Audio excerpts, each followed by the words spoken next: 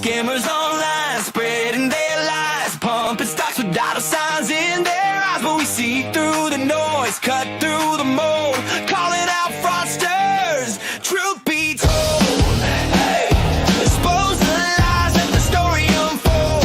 Truth be told, yeah, shining the light on the tricks they sold. No hype, no spin, we bring the facts, let the truth roll in. Fraudsters beware, your game's getting old. We're taking it back when truth be told. Truth be told. Truth be told. And the truth shall set you free. Well, hello everyone, and welcome to our first episode of Truth Be Told for the new year. Had a nice little time with family, enjoying things, watching the memes simmer, get nice and cooked to perfection, and now we're here to serve them to you. How are you ladies doing, Amy Platinum? Good. Good. Lovely. Thanks for asking. Tired. How about you? I'm doing good. I'm feeling supremely good. But I'm not going to ruin the surprise because our episode starting out, we're talking about you know how the whole joke goes. You got the New Year's baby to bring in the new year. Well, we've got our New Year's crybabies to start off the new year. So did you guys see the thumbnail? I kind of wanted to let you make it a choose your own adventure on which ones we wanted to go down first. I know I went over them with Amy. I don't know if you know our New Year's Crybabies Platinum, and then maybe we'll have some honorable mentions from. All right, so we got on our Choose Your Own Adventure card, we've got Andrew Tate, we've got James Fishback, we've got Marantz Rants, and we have John Hartronet. Oh boy. Choose your fighter. I mean, I guess, don't you usually start off with the more mainstream and then kind of... I mean, if we want to. I know I've got Might as well. plenty of meme stock stuff to talk about once we get past this my part. favorite. Okay, Yes. good. So yeah. If you want to get the vegetables out of the way, Andrew Tate or James Fishback, Exactly. I guess. Then. Wait, are you stealing my stupid tweet of the week? You can't steal that. Did you say you were putting that on the show? I mean, you can't steal that. I That's I can pull it back out. Yes, I need you to pull that out. You can't ruin that for me. All right. I just realized that I was like, wait, did he tell me you put that in the show? Because I was pondering it because Absolutely it was pretty good. It was really good. Mine. So last time we left off, James Fishback was in the midst of having an execution filed against him. And then we got the motion to compel turnover of luxury personal property. And then he continued down this path. And where do we go after an aid in execution? Well, we go to a contempt citation, which is where we are at now. And sanctions. Well, if he doesn't respond, yeah, that is where that leads. Yeah, they put it. There you go. So for contempt and sanctions. Yep. Yep. And so they're basically asking for legal fees plus. I believe it was $200 a day until he complies with the judgment. There was a bunch of on social media and lies about. Yeah, this one's the great one. I've Tesla got to payments. find the quote here. Yeah, open this link because this goes to a live stream that is amazing. Where was that spot that I need to find it? He said, I'm telling you right here, right now, on the record, I'm not going to pay $250,000 to my billionaire ex-boss. Yep. Let me go find that in the transcript so we can go skip ahead to that. Was like, oh, really? Yeah. Bet you will. That's so here we go. Right? It's David Einhorn, right? Isn't that who runs? Yeah. Well, this is Dennis Michael Lynch, which is a guy I've never heard of till now. But who owns Greenlight? Isn't it David Einhorn?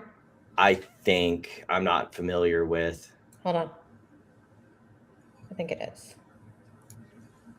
Just want to make sure. Oh, what the heck here? Well, it looks like this guy's like some Yeah, YouTube It's interview. David Einhorn. Yeah, it's David Einhorn. And that's who he's talking about when he's talking about his billionaire ex. Right. So yeah, let's go here. Because Greenlight is like Einhorn's like whole thing. He wasn't Fishback's boss, probably. He had bosses below him. Whoops, I forgot to switch over to this. Here we go. Buddy who lives in, a low income area, they'd be like 500,000. You know what I would do for that? So to buy a Tesla, I mean, a Tesla is not exactly a cheap truck or a cheap car, depending on which one you bought. I mean, so you bought your father a Tesla. I mean, it wasn't even you bought it for yourself. You bought it for your father. So that sounds like you got a couple of bucks. Well, I bought it on, to be fair, Dennis, I bought it on eBay. I bought it used on eBay. Who buys a fucking used car on eBay? A lot of people do, actually, but Really? yeah. That's news by me. To Dallas to pick it up. It was 50 grand or something, right? I mean, I didn't. I think it'd be one thing if they confiscated a Bentley. They confiscated a 3-year-old Model Y Tesla. Okay. Right? And they did that Man. because a judge exacted a penalty for me not paying their legal fees. And I'm just telling you right here, right. Well, it's not just the legal fees. Like it's the promissory note. We'll get more to that. Yeah, you got a judgment against you, and you borrowed 200 grand from them to make terrible trades. Like, stop lying. Also, it's New Year's, so while we're listening to Fishback, I'm gonna open us a bottle of champagne. Yeah, us like. I can't unfortunately share it over the interwebs. Don't work like that quite yet. Corax, can you add your channels on the top? Because Restream updated, right? Because it was a totally new like situation when I tried. Wait, Let did me I add take mine? it off and then You add put it to the back on top? and see if it does. Did I add? Is it Details are streaming? Is mine updated. streaming on X? I don't know. No, yours is not streaming, but Platinum's is. You're welcome. So wait, can you? Let me see It if says that I have You to should be able to add it create- now, though. No, go up to the top, and then does it say like add your channel somewhere Yeah, it does, but then it tells me I have to create a Restream account. or sign in? You must And have created sign one in. before. What I had to just re-sign in. happened because now I can't look at the ones that I'm on. This is all sorts of messed up now. Thanks, Restream. You're doing such a great job. Yeah, like I Right. told you, it's totally different, and it told me to like add media. That's why I added a song, and I was like listening to it. The whole back end is all messed up. Amazing. Thank you, Restream. Thank you for this New Year's fuck up for us. I appreciate it so much. You're so great. Love you. Mwah. We got some stuff in the chat here. Michael crying live thinking he was getting rich from Pulte every 5 minutes was pretty pathetic. Wait, when did that happen? This must have been from last night. So I have the chats not from last night, but from the New Year's show I did. What the heck? Oh my goodness. This is a complete disaster. What is going on here, Restream? All right. Yeah, I have nothing in chat. Like I'm looking at chat and I don't see. Oh no, I do see. I it see now. Manuel. He's here. Hey, how you doing? Oh, Oh, hey, here's the channels back. Why is? Yeah, Did you add your for Twitter? some reason, Twitch isn't working, but Amy's is now. Toggle. Yeah, I had to on. sign in. Yeah, and Twitch says it's up. It's sending data now. Oh, hopefully we will get rubbing my axe now, and things will be fixed. Thanks so very much, Restream. Well done. A round of applause for Restream, everyone. Restream is baggy of the year. Baggy of the year, yeah. Twitch does not look like it's working. Okay, let's try. Well, we'll let this play while I try and figure out the technical difficulties going on here. Now, on the record, I'm not going to pay $250,000 in my billionaire ex-boss's legal fees when he is pursuing lawfare against me. If you want to come, Lawfare. Oh, that's what we're calling it now. Okay, yeah, cool story, bro. Cool fucking story. you want to take my car and you want to take this, that, the other, so be it. I'm just not going to play that game. I'm not going to give in. Is it fair to say that Yeah, some you of will. what it is that we're reading in these definitely. documents are a toggle between sort of skirting the fact that you don't want to pay because you don't believe you should pay? I think we've all been there where we've had, and I'm not Sure. defending you, I'm defending the situation. We've all had somebody come after us for unfair reasons. Like, no, I'm not paying it. isn't an I'm just unfair This is paying not it. You figure unfair a way not reasons. to This pay is it. Is perfectly that kind of like, justifiable reasons. Yeah, this is a perfectly valid reason, and it He is a stole valid. their intellectual property and started a fucking fund. Like, give me a break. But I you hate know, this like guy. it's funny how people like Pulte and Fish back here, they love using that word lawfare when usually they're the ones that are administering the lawfare, or it's just another way of saying that they're always the victim. what we're doing right now? Well, yes, sure. Okay. The truth is that when That's my not former bad. boss, who was worth $5 billion, Fucking matter. irrelevant. Doesn't matter. Irrelevant. is trying to pursue a $250,000 judgment that a judge, the same judge who ruled against President Trump earlier this year, Yee, fucking relevance, my man. Who cares? Like how he's trying to make this out to be, ooh, it's the evil Democrats and their evil activist judges trying to come after us conservatives. It's like, do they think that In Florida? management isn't Republican? Is that what we're going with Where here? wasn't this case in Florida? It was in Southern District of New York. Oh. They domesticated it in Florida because he lives in Florida, and that's the only way that they can collect on the judgment, by putting the judgment order in his. It'd be the same way of, like, say me and Amy had a lawsuit over something in the state of Oklahoma. Okay, whatever. Oklahoma had jurisdiction and they gave a final judgment. I live in Kansas, though, so Amy then has to refile that judgment in Kansas so that a Kansas court can come collect for me. That's how that works. New York City, that he wants to use that as a means to confiscate my family's assets, my dad's own car, technically legally in my name, but my dad was Again, in your name, so guess what? It's your property, therefore they can take it. using it. He needed that car. If that's his game that he wants to play as revenge for me suing him first, leaving his firm and starting You also, like, you dismissed that. So a competitor, that's fine. Now, look, if this was a genuine debt that I took on because it was a student loan or it was credit card debt, I think that's very different. My billionaire. It was a promissory note. Like that's what they're currently going after right now. Two of them. Because they haven't settled the legal fees. Because he borrowed on the money other from case. them. Yeah. So, like, there are two separate cases, and he knows dipshit Dennis over there isn't going to call him out on that or know the difference or know what's going on, so he can lie to him and lie to his audience without getting called out in the fact that he's a fucking liar. Their ex-boss is going to do just fine without 250 grand from me and my family. What he should do. Why would a billionaire go after little old you? I don't understand that. Why go after you? Because there's a lot of ego in the hedge fund world. There's a lot of ego. I didn't leave on the best terms. I left in the middle of the year. I left him with a lot of positions that he didn't quite understand the macro bets that I had put on. Rewind that. Because there's a lot of ego in the hedge fund world. There's a lot of ego. I didn't leave on the best terms. I left in the middle of the year. I left him with a lot of positions that he didn't quite understand the macro bets that I had put on. I'm not allowed to get into, of course, those individual positions. But I'll tell you, there's a lot of petty ego. I've never seen. It sounds like he got them in a lot of trouble, and they were mad that they had to unwind his shitty positions. That's what I'm reading. I mean, maybe I'm reading too far into the lines. He lost the money and couldn't pay it back to them. Yeah.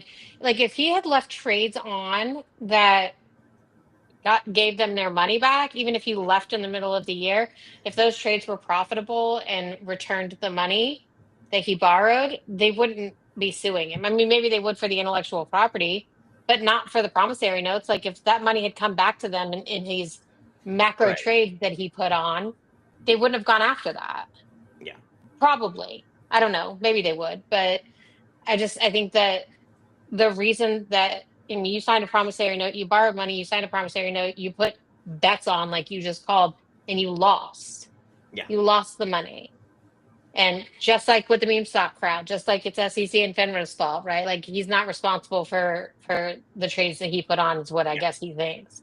Yeah. It's the big evil hedge fund's fault. It's literally the same thing when you put it like that. So much bruised personality over all of this. And Rejection. part of the reason why I left this world and built my own thing is because I didn't want any part in the hedonistic, wealth-obsessed, secular, just disgusting, despicable culture. Okay, while we switch to the next thing, just the idea of him like LARPing as this Christian, it's like, I'm just so above it all. This hedonist secular world that's out to get us conservative Christians. Fucking get out of here, dude. Oh, but that isn't the only way that the evil liberals are coming after James Fishback. We also he got kicked out of Disney, apparently. Did you hear about this one, Amy? I did. Yeah. Yeah. It turns out, though, that it had nothing to... Oh, hey, look, there's even a wonderful community note down here. So his whole argument was like, oh, no, I got kicked out of Disney for manipulating the youth. Actually, they don't like having unauthorized events, speeches, or demonstrations on their private property like most people. Like if I came in and started picketing Platinum in her own house, I think that she has the right to kick me out. But they don't allow You gotta get a political. permit. They don't allow political things at Disney. Yeah, and they're within their rights to do so. It's their private property, and they get to dictate within the law what can happen on that property. Right. We also learned that Mr. Fishback is going to be going pro se going forward. It's working out really well for him. Which tells me that, he's at the point where he can't even afford lawyers, which is not looking good on collecting on that judgment or anything like that. Especially how things are going right now. I just wanted to bring up one last thing before we move on to his bigger problems. I'll put it this way. He has bigger problems that only a friend of Bill Pulte could possibly have. But before we get to that, I just wanted to let people know the difference between civil and criminal contempt, because a lot of people were throwing around, ooh, he's in contempt, and they went, straight to criminal contempt. He could be going to jail.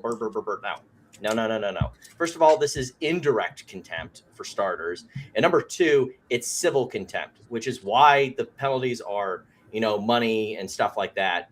The only time that like civil contempt can really like land you in jail is like, say, for instance, unrelated example, but like, say, for example, that, discovery that, that subpoena that Bill Pulte sent me. If I tried to duck that subpoena, yes, they can throw me in jail until I cure that contempt. That is in the law. It depends on your state. But like what he's dealing with right now is civil contempt. They're going to put civil penalties on him to get him to comply. Now, if he doesn't, he could get a bench warrant after this contempt where, they basically, haul him in, bond him out. That money will go to his judgment and they'll release him and give him a new court date. Could it potentially lead to a criminal contempt? I mean, potentially, but like, that's not where we're at right now.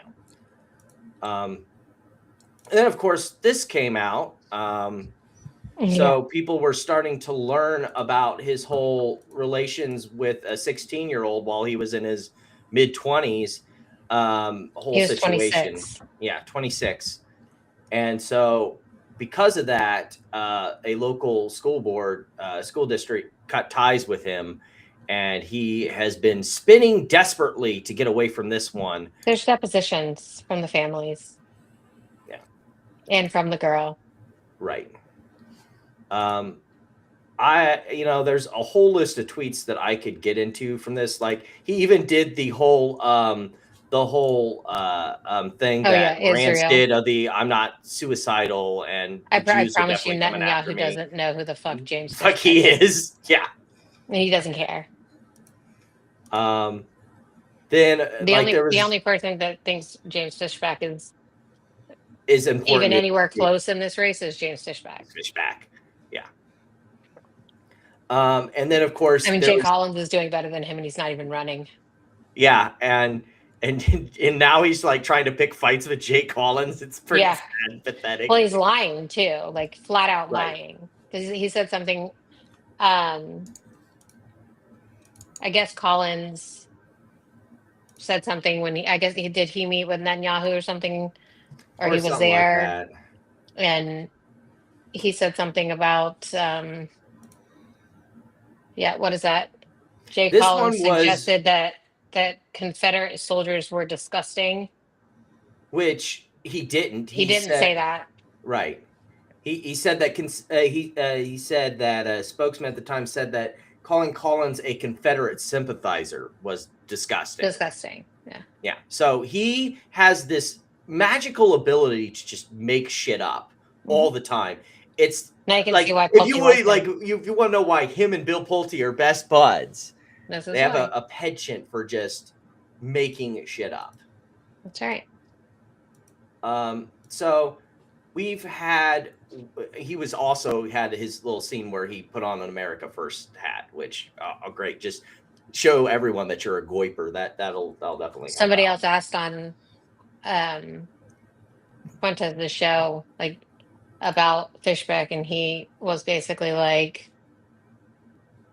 I don't fucking care. Right, because the show's about him. Well, they keep That's on what he trying wants to. it. They keep trying to like.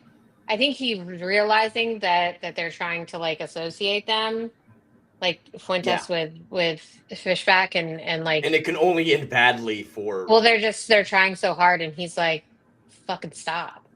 Yeah. Yeah. He Speaking doesn't. of He doesn't even live in Florida. He doesn't give a fuck. Right. Oh, that's not the right space. Yeah, that stuff I don't care about. So yeah, we'll leave it there. Because that's not really important for our the next one. So we did one mainstream person of our two meme stock people, Marantz or John Hartranett. Which one do you want to go with, Platinum? I know which one really likes you. Neither, but I guess just go with Marantz. All right, Marantz. So are we going to talk about his new book? Or... Yes, we are going to talk about his new book. He has a new book? Yeah. Well, the book that we knew about, but we learned some new things about it that are pretty funny. Connect the dots. I'll be right back. Connect the dots. Oh, she doesn't want to connect any dots. I mean, I don't blame her. So we learned some new things about his Connect the Dots book. I didn't want to re-chop up what I already chopped up in this short, so let's roll with it. Okay. Get involved, like, why did do that? You know, when Marantz came out with his new book and we saw some of the excerpts. Oh my goodness, I hate when.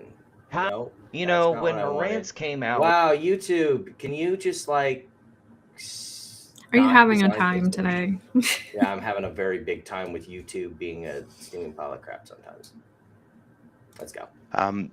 A gentleman on our show called, his name is Trove. You guys know Trove. He makes a lot of good music, does a lot of thumbnails for me. He does a lot of AI Trove's a very slop creative shit too. man. He said, Marantz, you know, I know everyone's giving you this idea about doing the book. I have a way of formatting it for you, and you can go in there and work with it. So Trove mapped out, he loaded into Google. There's a large language model of some kind where he took all the transcripts of every single video, and it drummed up, it organized all the videos, which was awesome for me. His book is literally an LLM made up all of his shit for him. Yes. Oh, I didn't know that. Okay. So an LLM basically made his entire book for him. Oh my. All right. So the next part I knew that AI made like the front and the back, right? Because I made the whole book. Back was a disaster. I didn't realize that that's like the origin story of the book, because I didn't know what the book was about. I figured like maybe connect the dots, like it would be about his like private equity thing, blah blah blah. It is, but he basically had an LLM scrape all his videos and write the book for him. I see. Okay. But that's not it from there. 1 second. We're back here. This is a ripoff of Billionaires Club. So this is him crying about the review. Reviews were amazing. Like even I think it was a really good review. Even that was hilarious. Now here's some of the 1-star reviews. This is a ripoff of Billionaires Club idea. I would recommend real deep dives like Ian, Carroll, or Jeremy. That's all I have to read to you to understand. The book seems rushed, jumps around, and just all over the place. How? You haven't even read it or seen it, John. Nor would the positive reviews that are showering him with praise that he's jerking off to, but he won't ever mention that now. So that clip is the screen cap of when it Wait, was you released. saw a positive review that was actually nice? Because literally every review, even the positive ones. Look, Or I just ripping assumed that I didn't read all of them. I just assumed if it was Oh given my a 5 God. stars, Correct. they You were. should have read the 5-star one. Even that was Okay. hilarious. They even gave a Okay. shout out to Misty. So, so just to be clear, no one, not even the positive reviews, could have read this book because he did that video the time it released on the 27th, and it takes 3 to 5 days for the book to arrive, which means the soonest anyone could have read the book was New Year's It's not Day. even like a Kindle book that you can download digitally? Nope. Oh, okay. So Ew. none of these reviews know a dick lick about the book. And he was treating the 5-star ones like, oh, thank you so much. Everyone, oh, I love you so much. And then the minute that it's like, oh, these negative reviews, how could you have read the book? It's like, how could any of them read the book? It had not arrived yet. That's funny. Did he say that he read the book though? Like, I really hope he at least like proofread the book because I'm sorry. cannot be There's no trusted. way maybe he did. I don't think he but read the book though, because if you look at the outside of it, there's there's. I mean, if people are markdowns gonna and judge a book by its cover, like you're already Will he? not doing okay. And who the hell is Jeremy? Yeah. And who's he? Are you serious right now? They wouldn't have a clue as to what we're talking about. See? Looks like we found the inspiration of the chair company. I don't even know what the hell this is. This Okay, man do is you so get the chair company joke? Mm-mm. I had to be explained this one. Like, I heard that one. I'm like, the chair company? What the fuck is that? So I looked it up on Google. It's a television series about a guy who was doing an important company presentation. And during it, the chair broke when he was sitting in it and embarrassed him in this company meeting. And so he goes down this completely conspiratorial path to find out the maker of this chair that screwed up his life prospects, he thinks, and through it he ends up ruining his entire life. It is the Morant story about his crazy conspiracies ruining his own fucking life. Wow. The joke We is have a so question spot for on. Platt. What is Any it? chance did Platinum see Ein Thockman's new DD about how the S1 wasn't approved, as it would require shareholders to directly register DRS or shares to receive and hold the stock? No, I don't. I didn't see That's it. if he's talking about the rights offering, they were Well, only it wasn't only approved. offering the subscription rights to the shareholders who had their shares at AST. Right, Is and why then whatever it didn't go percentage through. of no, that's not why it didn't go through. Because NextBridge put out the PR saying why it didn't go through, and they said it was because the SEC contacted them and said that they had to create the new co first and then put out their Right. financials for that new co before they offered subscription rights for this fucking new co that doesn't exist, and that they would potentially do this registration statement again. So tell Ein Thockman to fucking take a look at NextBridge's PR. And tell him to Anyways, stop being a fucking creep. and a weirdo and like not reading. The chair was made by private equity. That's 100% it was. Actually, like, I'm surprised he hasn't done a show about veterinarian's office. Like, I've been seeing, like, have you noticed how much more you're paying at the vet's office? It's because private equity is buying up all the vet's offices, which I don't think is Don't actually. give him fucking ideas. Yeah, it's I don't actually think true, it's actually though. untrue. Yeah, I think it's Right, actually that's the true. thing. Like, it's true. Um, And the thing is, like, if he actually did care about private equity and didn't care so much about his ego, like, Ann Carroll does care about that shit, right? Like, and so if he actually did talk to Ann Carroll, but he's too, I didn't hear this from like, Ian Carroll. I'm not No, giving I'm Ian just saying Carroll Ann Carroll credit. does care about it. That's all I'm saying. And he has a bigger Okay. reach than Morantz does. So if Morantz actually like really cared about the subject, not about just like his popularity, then he would. Which is right. He doesn't like Ian Carroll and what. Right. But all he cares about is the fact that Ian Carroll has more followers than him, like way more followers than him. John Doe said, well, the DD. So it's peer reviewed. Well, in that case, never mind. Forget what the company. Well, in that case, for us to become peer reviewed, please leave a like in the video below on. This is on also whatever the guy who says platform. that Platinum was. About to get 5 likes. Platinum was Speaking approached of which, approached by about somebody to Oh yeah, by the media. spread FUD. speaking of which, speaking of peer review, did you see the comment about the live stream? It was either the live stream or the Houston Wade files I did afterwards, where Bed Bath & Beyond Baggy Travis came in to say, "Oh, well, good, congratulations." Yeah, it was the live stream. Congratulations. A lot of defamation. It was almost worth 100 views. Almost. Yeah, it proceeded to get close to 200 views on YouTube, and then of course He was between saying the you two were of you, it defaming had Houston about Wade? 2,000 views. And so I copied that screenshot and then the screenshot of all the different platform views, and then said, "I wonder if Travis knows how to count," and he deleted the comment.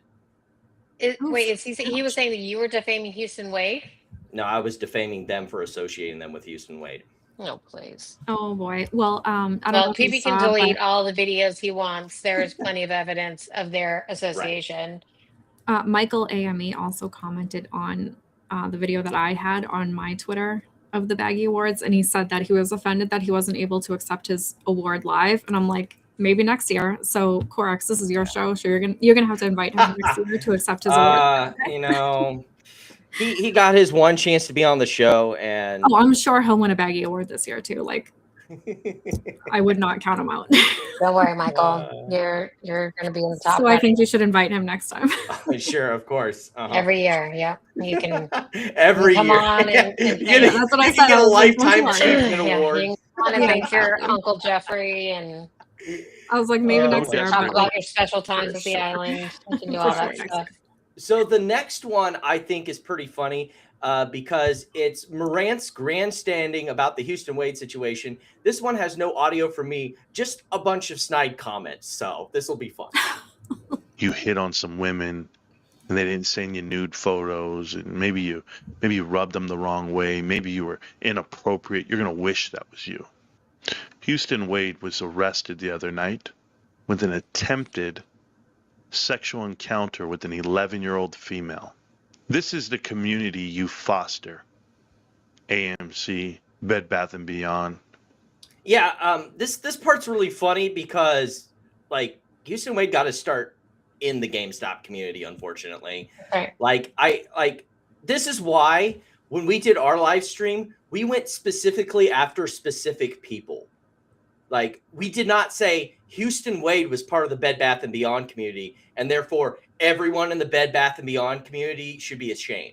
There were specific people who did specific things, and we called out those specific things. And this is why we didn't it has nothing to do with any stock. Like, the stock is separate. The people are separate. Like, some people are fucked up. Some people are not. PP Seeds, Bill Pulte. I'm telling you right now, you guys have an extreme lack of this. People call it this radar of how to read people, judge people. You know, when women have this intuition and they're like, "Ew, he's a creep," they know. I got a cameo for you, Amy. Hi, Amy and Noisy and Platinum. I know you guys watch the show every night, every inch of this. If I was naked, you would be counting the inches, Amy. But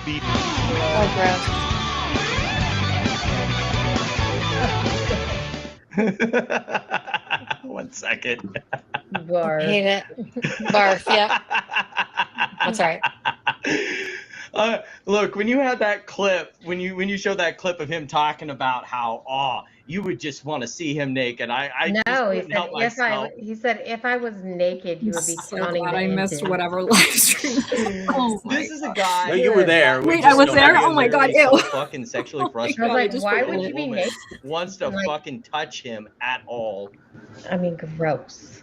Literally, I'd rather gnaw off my own arm and beat myself to death with it. Yes.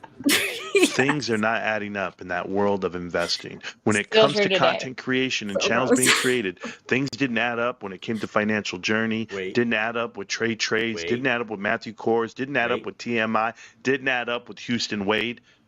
Tony De Niro, poster child for not adding up. I'm telling you, you think that a man in his 50s with a girlfriend and a wife in her 20s? Now, notice we've got per se defamation number one. Last I know, he only has a wife. He makes it sound like Tony has a wife and a side chick. So, point one Well, here. it sounds like he's saying that his wife looks really young, which I mean, that which like there is a difference, and he's confirmed to me it's about 10 years, but So he's in his 40s and she's in her 30s. Yeah, he's about to take this and go way out into fucking left field. Oh Is Lord. not a clear indicator of something wrong. There's a mentality to deal with something. You know, every time I see Tony De Niro give me this idea to say, I only want to deal with adults. Okay, we must have talked over it, but he basically suggested that Tony was in his 50s and his wife was in her 20s, which is not true at all. I mean, even if it was, they're still two consenting adults. Consenting adults. Yeah, so way Oh, he did, and he doubles down even harder That on is this. not the same thing as Houston fucking Wade. Right. And then he continues to double down even harder on that. It's the only one I'm going to conversate with. Good. Let's start with your fucking wife. We had our GameStop. Basically insinuating that his wife is a child, which, like, what? But also, never mind the fact that It's on walking around. And shout out to the young lady that's going to be editing and clipping the video for me. She's a small-time YouTuber. I'm not going to put her name out there because she's not an adult. She's 17 years old, but she's trying. To be clear, I don't think Morantz is on the level of a Houston Wade, and I don't think that there was any relationship there. But I do the same thing with Michael. Do I think Michael is actually a pedophile? No. But if you're going to go around making insinuations like this with no evidence, I'm going to mock that by playing the same game you do and throwing it back in your face and making you look like the shithead that you are. Like, I mean, long it and is short weird of that. how they do make these claims, right? Where like, you know, What I have learned on Twitter is that there's a people lot of who run around calling people pedophiles and commies and all, you know, blah Nazis and blah blah blah, often are they themselves that of which they are projecting onto others. Just like, yeah, it does seem, because like for, I don't know, I guess for me, like it just feels gross even like just saying it, and some people just feel like they get like excitement out of saying it, which is just weird, you know. Exactly, like, accusing because others. it's their tactic, and it's the reason why I use it, because watch how this works. People like Michael, people like who we're going to talk to about later, John Hartnett or Bam Investor, or any of these people who like throwing it around, throw that insult back at them. Hey, like John, that. you're a pedophile, and then watch how they react, because they know exactly what they're doing when they make those accusations. The intent is to defame the person, and how offended they get when you throw it back at them immediately exposes it for what it is. Yeah. So, well, it is offensive. Like Morantz knows that I think he's a creep, which is why he said those things that he said. Yeah. Well, because it's creepy what he said. Like, hello. I know, right? Yeah, I mean, literally. Like I was just I memory everything I hold said whatever in the that fuck that clip was. stands Yeah, I don't true even today. remember that. That's why I was like, oh, thank God I missed that. Like, because I literally do not remember any of that. Yeah. Well, maybe you just like brain bleached it from your memory, and that's why you don't remember it. Yeah. Yes, I love that. And now I brought those memories. That's all coming back to you They're now. already gone again. I don't even know what you're talking about.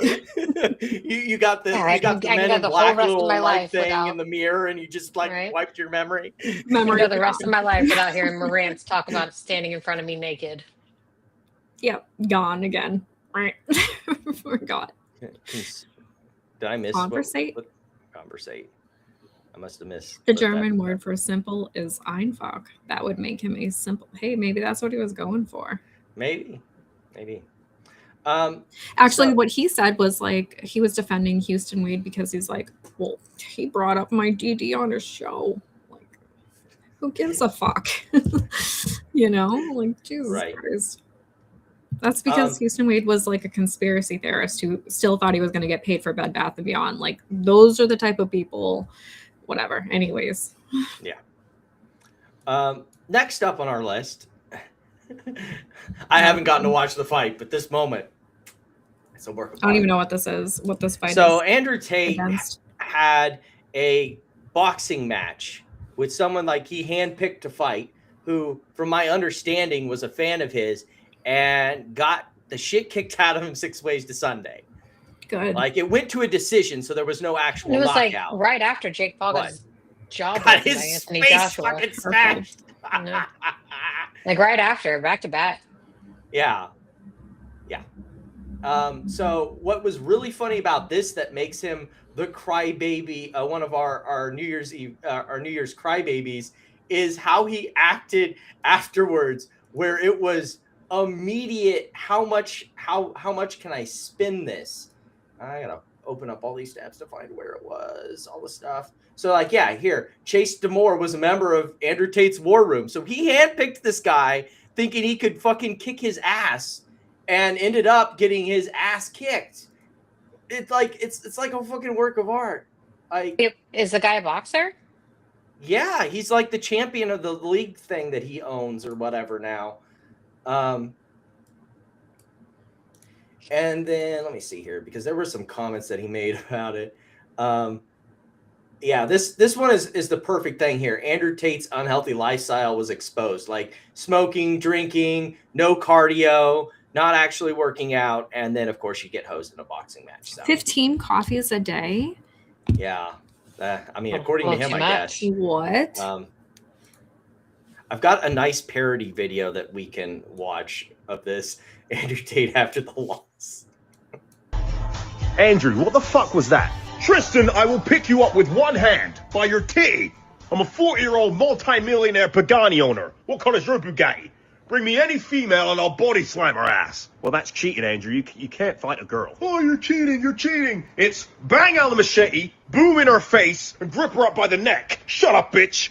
The scorecard was a Matrix attack. I never thought my bro would lose. I lost the fight, but I did not lose. What do you mean, Andrew? You're basically crying. You know, it's not. He just smeared a bunch of shit to make fun of his tattoo. I was like, I don't even know what tattoos he has, but like it's pretty universal that everyone thinks that Andrew Tate's little like chest arm tattoo thing is fucking shit. So they're making. I didn't even know he had one. I don't. Tears ran down my face, but I didn't cry. I'm not a nerd. If my son is a nerd, one of us has to die. Tears ran down my face, but I didn't cry. And I'll challenge him to Mortal Kombat. People will be like, oh, who knows CPR? Well, me. Save him. No. Why? Because I ain't gay.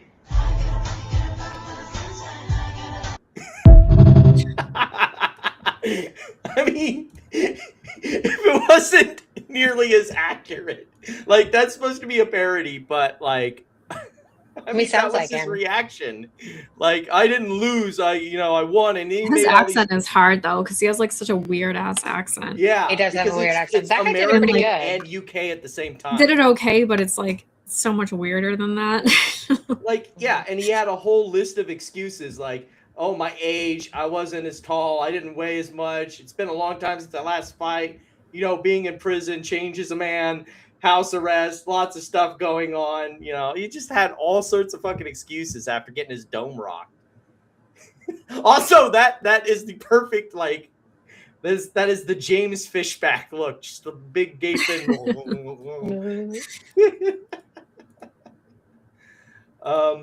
Then of course he had to go down some interesting roads. He's going down the opposite route of Michael. I wonder how Michael's going to respond to this, since Andrew Tate was with Bill Pulte of that Epstein was a psyop and all the victims are just faking it. Yikes. Weird flex there, dude. Weird fucking flex. Yeah.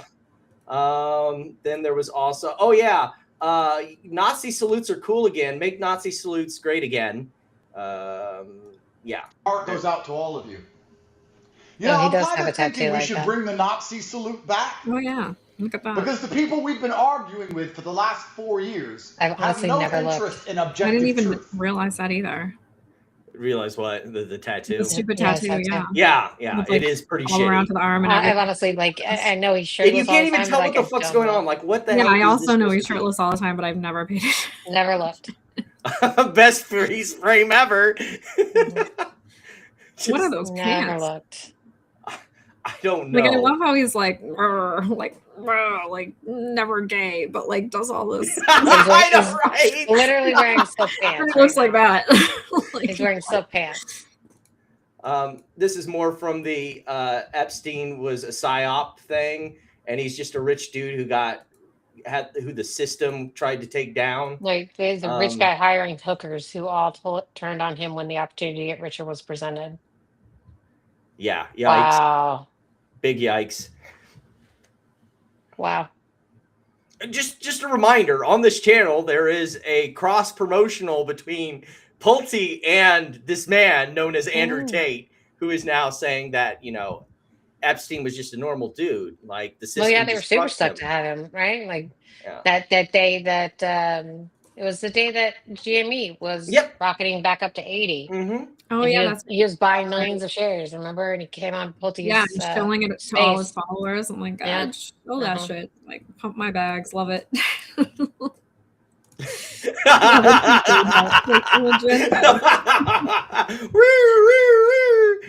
I mean, we don't have Joey here to funny. act as our true gaydar.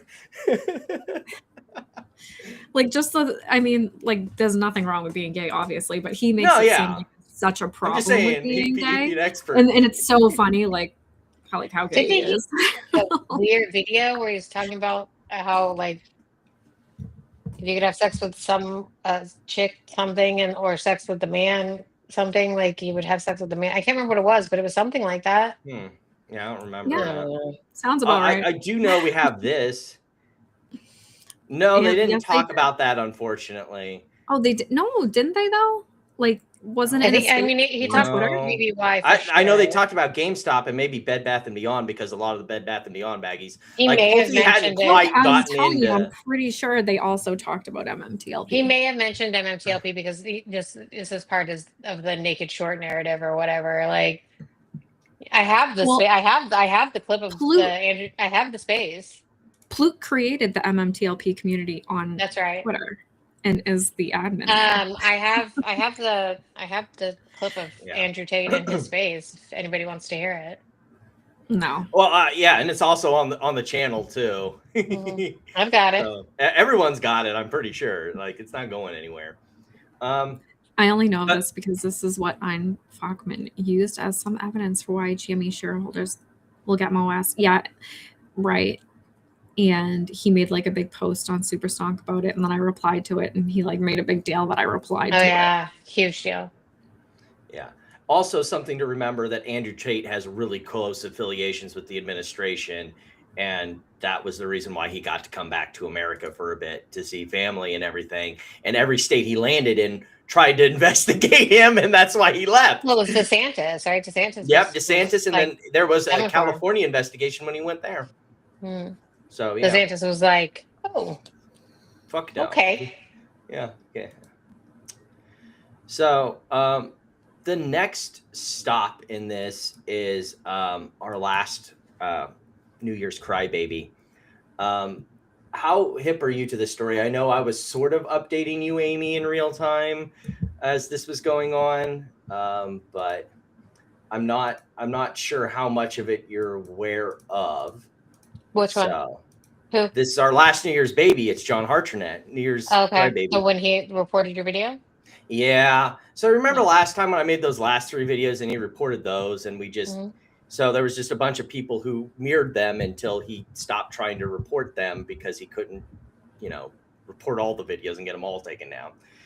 So after we did the Houston Wade video, the one that was the clip from the live stream, he tried to get that one taken down and have it for privacy complaint, because we said his name once and nowhere was his face on the screen to identify him as that. And we were making fun of the way of his of how he had, used Houston Wade as a source, along with a bunch of other dumb shit people that he constantly uses with sus backgrounds, where he conveniently ignores that these people are liars and proven liars on multiple occasions. But because they say what he believes, then, we'll ignore that they're shady criminals, have horrible pasts, and lie all the time because they're saying what I want them to say. Well, didn't he put out his own name, right? We'll get to that because this got funnier. So I then had an update, which is better here, where I basically sent that video that was used to be on his YouTube channel that I have archived where he basically said, yeah, this is me. This is my name. This is where I work. This is where I live. Here's a bunch of pictures of me. And YouTube, having seen that, said, yeah, this is a bunch of fucking bullshit, and cut it down. No, it's not in this one. Yeah, because if someone doesn't put out their information, that's one thing, right? Like if you go and like try to look like into like, you know, where they've shopped on Etsy or something to like try to get their name like a freaking weirdo, like that's one thing. But if like the person like, and that should obviously not be done because that's super creepy and weird. But like if someone is like putting their name out there, that's a different story. Right. Like he already put it out there and like said who he was. So. And I have the clip of it here. 1 second, because I thought I had it in my queue, but I can just go find it really quick because it's. I just gotta find where I stick it. Oh yeah, here it is. We will open with Brave browser. So here we go. Here is the clip of the section in question. Good day. You have an employee by the name of John Hartranep.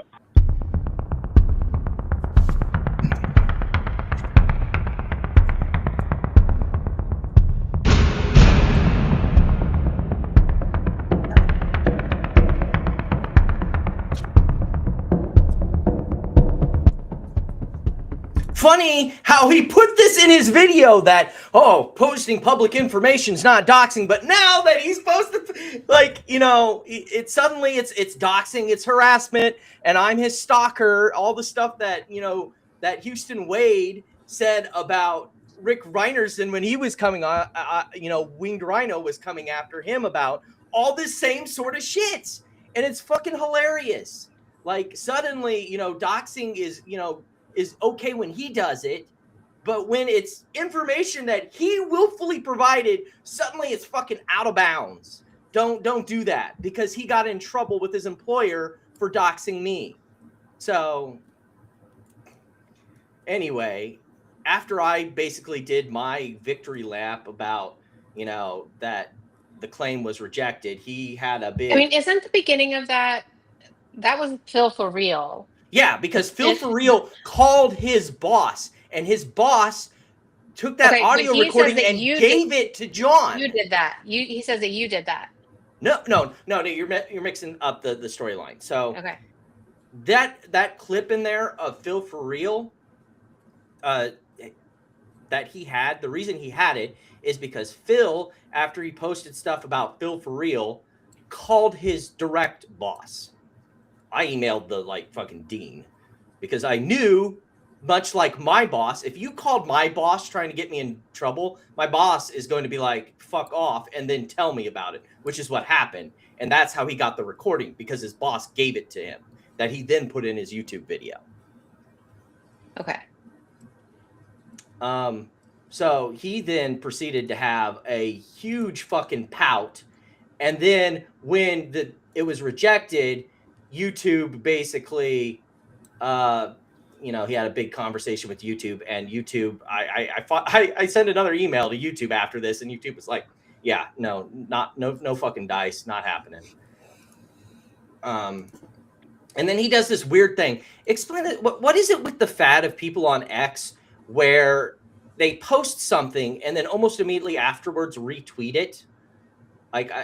What's the fucking purpose of that? I don't know, but that lowers your engagement, so you shouldn't do that. But... Well, they think, I guess, it gets around the algorithms, and so I made fun of it. Basically, he keeps retweeting his own shit, so, you know, please clap for John Hartranep. That's basically how I interpret that.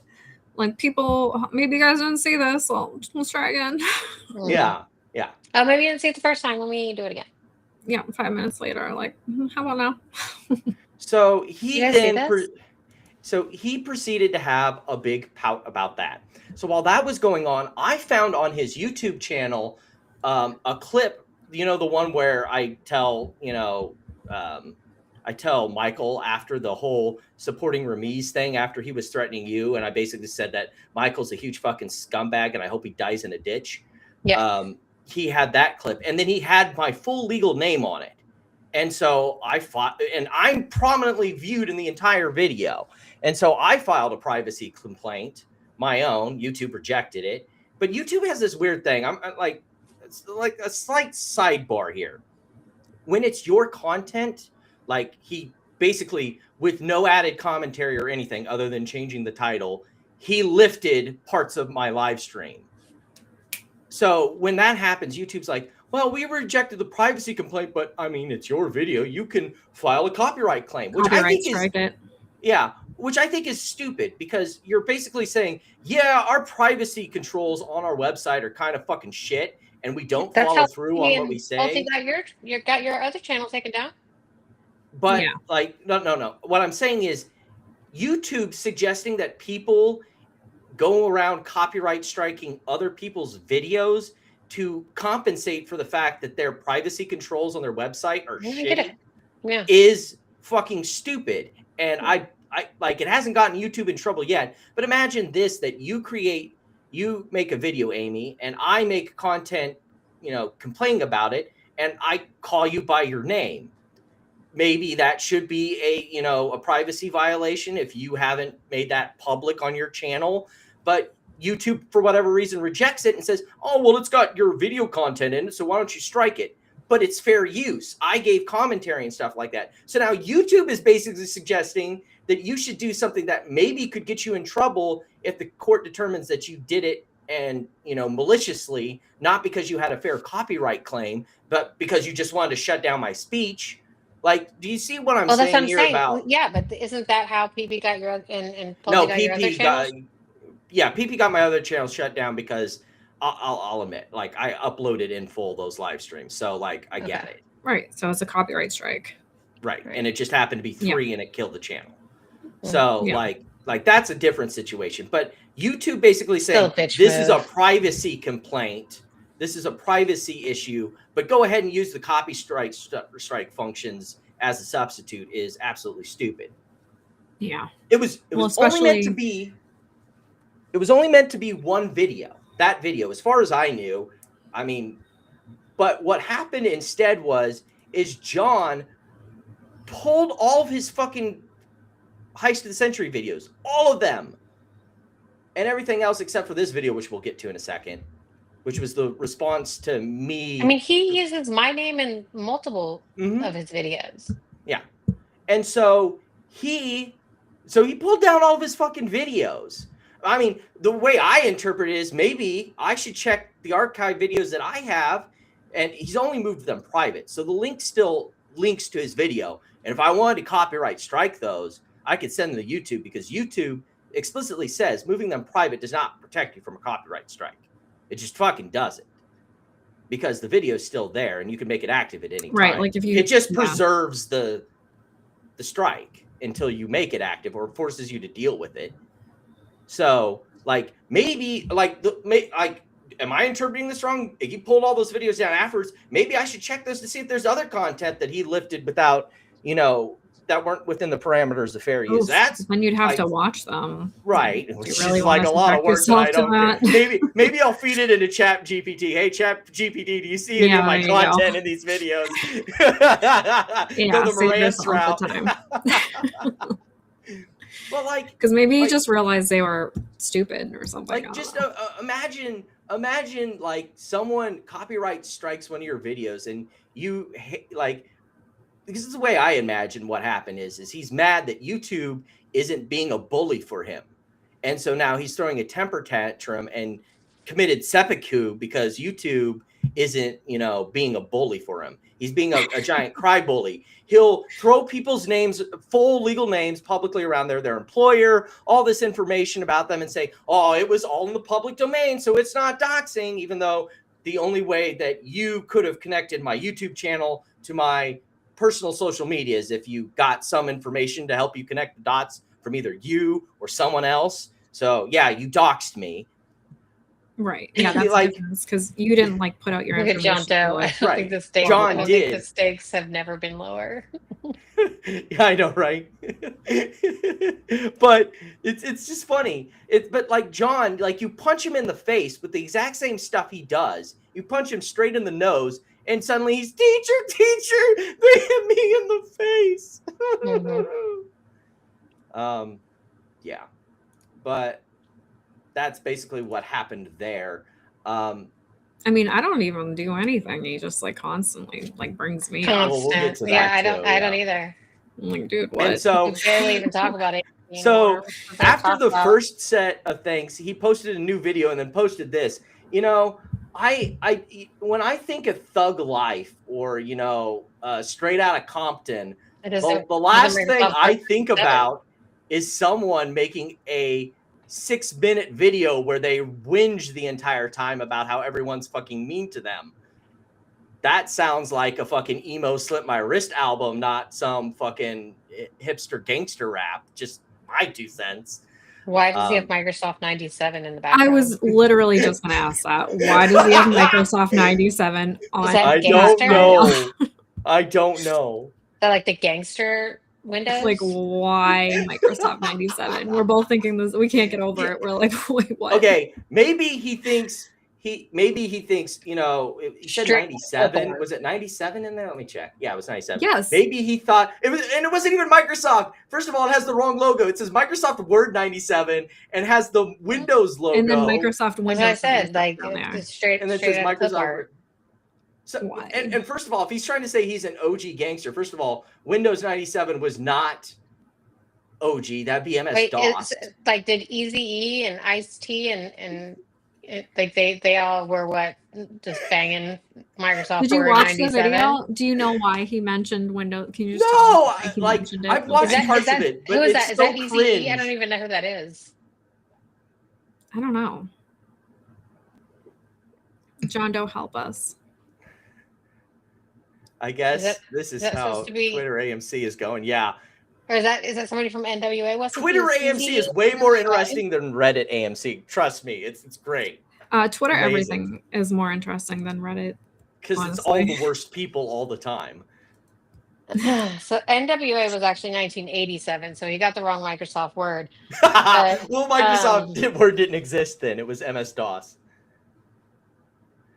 See, I'm more fucking... Did you watch? I can't remember if it was. Yeah, that is Easy. Yeah, that's Eazy-E. Yeah. So well, it was I watched part Dr. of Dre, Eazy-E, and Ice Cube. So like he's putting up. That's the picture is of NWA, which formed in 1987. Sorry, I had to look it up because I was like, surely, like that's Eazy-E. Oh my God, so many bad references. Yeah. Oh so like, and there's 6 people on the Straight Outta Compton cover. It's Dre, Eazy-E, and Ice Cube. DJ Yella and MC Ren joined later with Arabian Prince. But yeah, that's what he's trying to. He put himself on an NWA. Okay, so that was the advertisement for this video we're about to watch, and it's cringe and as fucking stupid as you think it is. It is. I love Eazy-E. If you were expecting gangster rap, prepare to be fucking disappointed. This is at 1.5 speed because this dude talks so slow and pedantically. I can't. Hello, everyone. One important aspect of our individual worldviews is how we respond to challenges and conflicts. In mine, forgiveness plays a central role. I mean, like, I want to play. No, like, it doesn't. I wanted to play you like my favorite Eazy-E song right now, just to show you how off the mark he is with this shit. Oh my goodness. Though it's often difficult. Forgiveness doesn't mean forgetting the harm done, nor does it require placing yourself in a vulnerable position that could lead to further injury. Those who followed me since I first... I love how all these like QAnon conservative types pander to pretending that they're Christian and have Christian morals without even knowing the first beginnings of a fuck as to what that looks like. Out against the Delaware Chancery Court approval of Adam Aaron's Project Popcorn scheme, which I view as theft from retail investors, know that it immediately invited fierce attacks. Many of these seemed to come from individuals incentivized to target me. The harassment wasn't limited to vicious online insults, condescending tropes, and baseless accusations detached from reality. It escalated into real-world interference. We're not playing this fucking game. Okay, first of all, John, you were the dumb fuck who instigated this shit.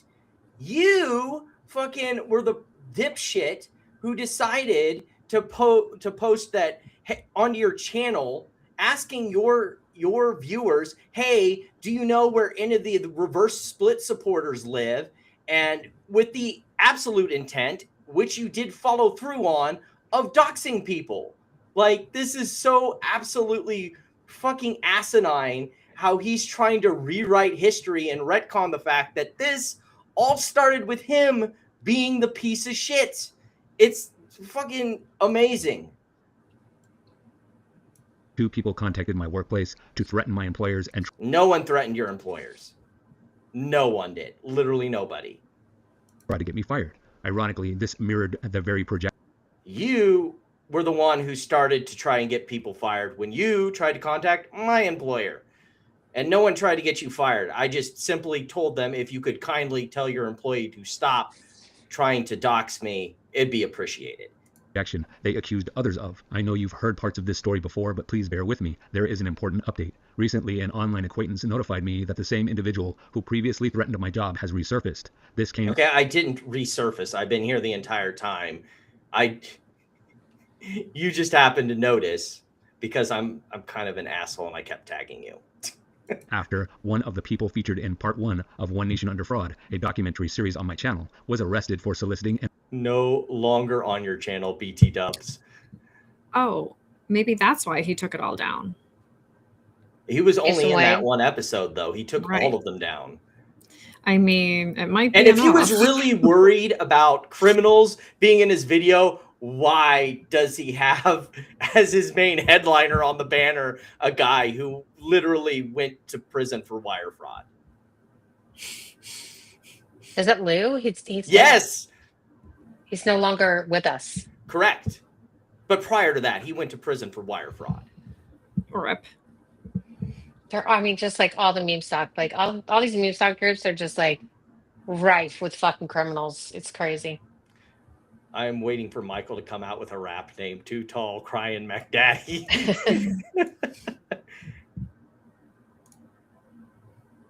I think OG is the last thing I'm going to think. Goodness, I know, right? An underage child. Here's the key point that the less informed need to understand, and those in the know will immediately recognize. Citing a source in a documentary does not mean endorsement of their... You know, it was funny that you didn't have that a brief moment of enlightenment when you were running around with Michael suggesting that I was a pedophile. Like, that was the whole point of the joke. The whole point of the joke is you keep insinuating that other people are criminals and pedophiles and all these things. And then suddenly, when the accusation is thrown at you with even more closer ties, that suddenly it's off. Again, it's suddenly off limits. And on top of that, the other half of that is that even before that moment, we were pointing out that using Houston Wade as a source was fucking stupid because this guy constantly lies. And you tried to skate away from that too. The fact that he has a default judgment for defamation against him, and you're just like, la, la, la, la, la, can't fucking hear you, can't fucking hear you. Their character or unrelated actions, especially events in their personal life that no one could have foreseen. Part 1 of the documentary was completed on October 20th, 2024. The arrest didn't occur until December 17th, 2025, over a year later. My only involvement was citing this individual as a source and including a clip where he exposed another's role in deceiving retail investors. The problem is you knew at the time, though, that he had a defamation judgment against him and that he's an unrepentant liar who lies all the time. Like, that's the part you keep skipping over here. During the meme stock era. That was the extent of it, nothing more. Yet this person has seized on it to fabricate an insubstantial connection between me and the individual's reprehensible actions. The accusations have grown even more severe. Frankly, this individual doesn't deserve further attention beyond being reported to... Right, which is why you made a 6-minute video about it. the proper authorities for the ongoing harm he's inflicted. What ongoing harm? Your harm to your fucking ego? On our community over the years, and on me. Pause and consider this. Guilt by association is already a logical fallacy. But you employ it all the time. On non sequiturs, red herrings, and straw man arguments, while projecting an era of an all-knowing authority and pandering to those who don't think critically, takes it to another level. If you projection much? You knew me beyond the snippets related to AMC's Project Popcorn controversy, you'd recognize how baseless these claims truly are, though still damaging in many ways. This person doesn't care about the truth or context. He's banking on projection again? Manufactured outrage to lend credibility to his lies. To illustrate how absurd this is, imagine calling me a racist against black people, despite my lifelong admiration for shows like Good Times, Sanford and... What does that prove? Oh, no. for his No, he admiration didn't. for shows. I have token black friends. I'm not a racist, He guys. didn't even say that though. I He's saying mean, that he watches for shows. his admiration of shows like Good Times, like And then he has the serious? Lakers picture on here. What the fuck? This is couldn't even find a embarrassing. single photo of the thing he was talking about. This is embarrassing. It is fucking embarrassing, and that's why we're watching it. Son, What's Happening, The Jeffersons, cheering the Showtime Lakers, and looking up to figures like Malcolm X and James Baldwin. Where I'm from, we didn't see color that way. We had Not Eddie the Murphy, damn it. Jeffersons. Citing a person for content or a quotation is research, period, regardless of what they did afterward or even before. Yeah, but you're not going to look into how that... exactly. I'm glad I'm not the only one who's noticing this. I mean, he doesn't even say that he's a fan of the music that he had for the thumbnail. Right? Like, I'll tell you, like, I love Easy. I will tell you that off the rip. Microsoft Windows 1997. I don't really care Word. for. I'm an 97. Apple user, so or Mac user, so I don't really know much about that. But I do love some Easy. I love Dr. Dre. I mean, I even liked Ice Cube. Like, there's a couple of them that are pretty good. Right, and like, but the whole point of this is that he's mad that he's getting accused of the things that he's done to other people, and now he's trying to use black people as a fucking shield. And like sounding racist while he does it. I know, right? Right? Like, you sound so racist. Like, my affinity. What did he say? My admiration. Admiration and affinity with the black people. The Jeffersons. Yikes. Anyways, let's move on from this. If unrelated, it would be Fish no don't different fry than in the accusing kitchen. the We other haven't even people of gotten to your crimes. cameo Fish yet. don't because burn I'm on over grill. it. Oh, we talked I'm about like, Fat music. Albert, Yeah. are you Citing him kidding in a me, school dude? paper that resurfaced later. Do you see how disconnected and nonsensical that is? Yet this person framed it as if the arrested individual and I were best friends, without any evidence. I think the reason he's so incensed mean the is same projection, thing you do to holding other onto his people? own actions and shifting He blame has into a Fat grudge, Albert not up caring how there. it affects me. This is especially clear because There a you portion of the go. video Hey, how you doing, Platinum? Are you well ready for your cameo? Oh, look, next to Real Windows. focused on someone with the username Platinum Sparkles. She's still associated with my harasser, and she was one of the few who... My harasser. He's doing all the things like as he harasses me. She loves that couch. Like as I did nothing. That's You're love sitting in sack. front of a Oh, window and there. windows. Real Can't I see your love windows. sack couch? And look at right before Christmas, I got a real Christmas tree. What's funny about this is like while he's trying to like dissociate and distance himself from Houston Wade, he's doing all the same tactics that Houston did. All these people who disagree with me are harassers. They like, you know, And even Tribute Houston Wade SEC made a big chairman. video about me, and I never even said anything about him. But he just was like, "Oh, she's doing this and that." Like, didn't even mention like the facts. what it that was I'm you were trying doing to other than you state were shill.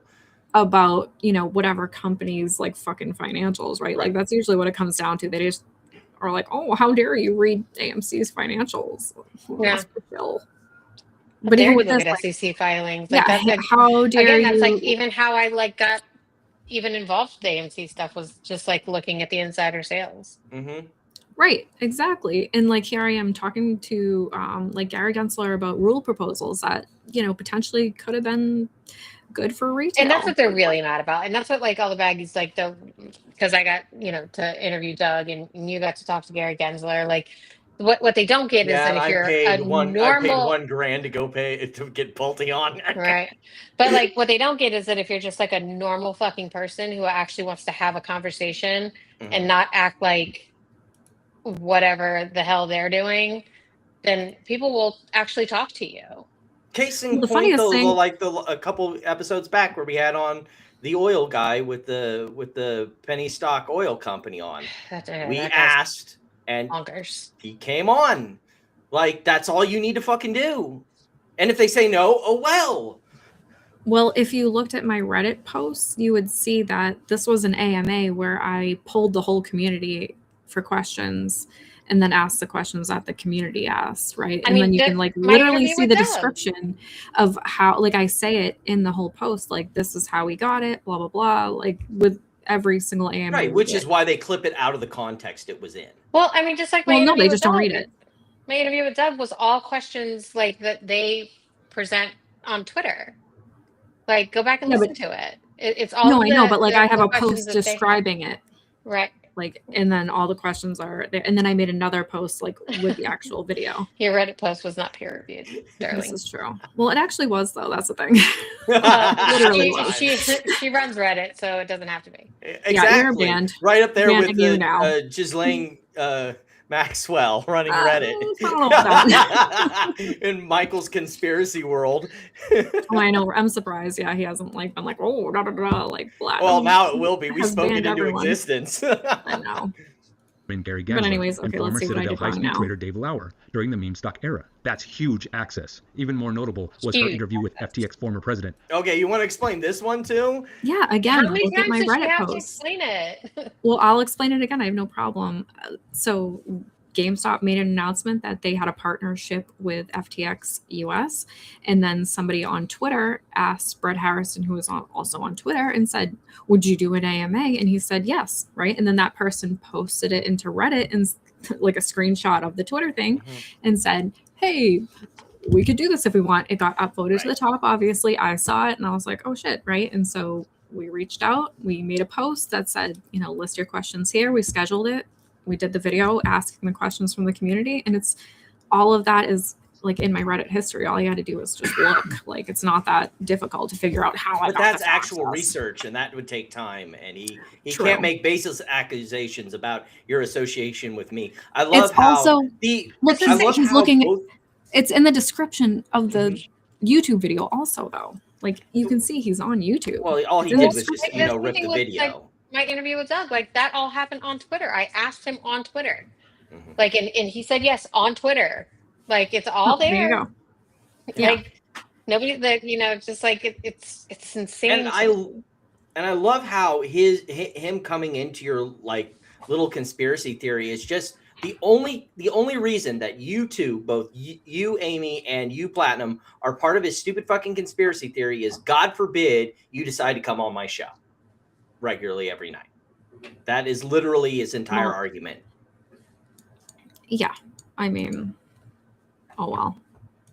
Well, I'll tell you what. I tell you, a show we're never going to go on. That creeps. Phase of some of the meme stuff. Well, he doesn't have Think the about balls that, to do y'all. live streams. She had a clear path to access to these high-profile figures, yet her partner has been targeting retail investors for over 3 years and amplifying. Actually, not over 3 years. I didn't start doing videos until like what was it, 2023? So, well, I guess it's 3 years now. Right there. But whatever.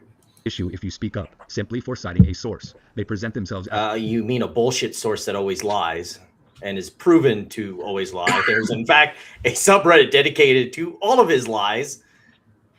knowledgeable, but can't distinguish between research and true harassment. That's where the enshittification of society comes in.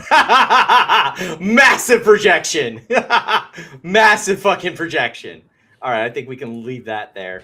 I just wanted to ask you guys real quick if you had any honorable mentions, because I have some honorable mentions for possible New Year's crybabies. I think for the WYQ community, and that cubicle guy having like a massive breakdown. Yeah. Well, I also want it to be like future projections. So like, who do you think is going to have like some big meltdowns this year? That's that guy. New Year's crybaby. That guy. He's already had a bunch of meltdowns. Yeah. I mean, if he posts one more picture of himself at the mall, it's. I think we're getting right along full breakdown. Platinum. Yeah, you have meltdowns will continue. I mean, there's plenty of herp playlists. I think we got one right here because midterms are coming up, and he's running for office. We should play the meltdown that'll come when he loses is going to be massive. I hope he doesn't swat anyone over it. Noisy. I don't think Corex has heard it. Noisy, you haven't heard it? I don't think he's heard it. Have you heard the Star Mangle? There was a. No, I have not. We're going to take a second and we're going to listen to this because it is one of. You get that queued up. It'll let me transition. Okay. Because you want to finish this and then I'll provide some horse. context? You want to finish this and then I'll do some context? No, I'm finished with it. I was just putting him as my nominee for. Okay. Dark horse. So in an MMTLP space, they're they have people from kind of all over the place, and there's this one guy named Phantom who like used to live overseas, and then he got a green card. I guess he's in the U.S. And then there's another guy named Stubfan that is from Sweden. Always very nice. Like I've not ever. I don't know him to be controversial really at all. And then there is this character, Coach Key. And he that guy. He's the special one. He's usually the like I know like exactly if who somebody you're talking new about. comes to the mic, he like will go through their posts and he's like, well, why were you posting about this? And and like that's usually his role. So Dubfan from Sweden, not Switzerland, was just asking some questions about. So that I guess they've got Ann Vandersteel, who might get a spot, or Patrick Byrne, somebody might get a spot on Alex Jones, and that some of the community members are not happy about that. And he was just saying basically like we've seen this before, where someone big comes on board and nothing ever happens, kind of thing. Right. And so Coach Key takes a mic and he gets really, really angry. And I mean, we could play. Should we play the Sam clips first, or do you want me to just say that?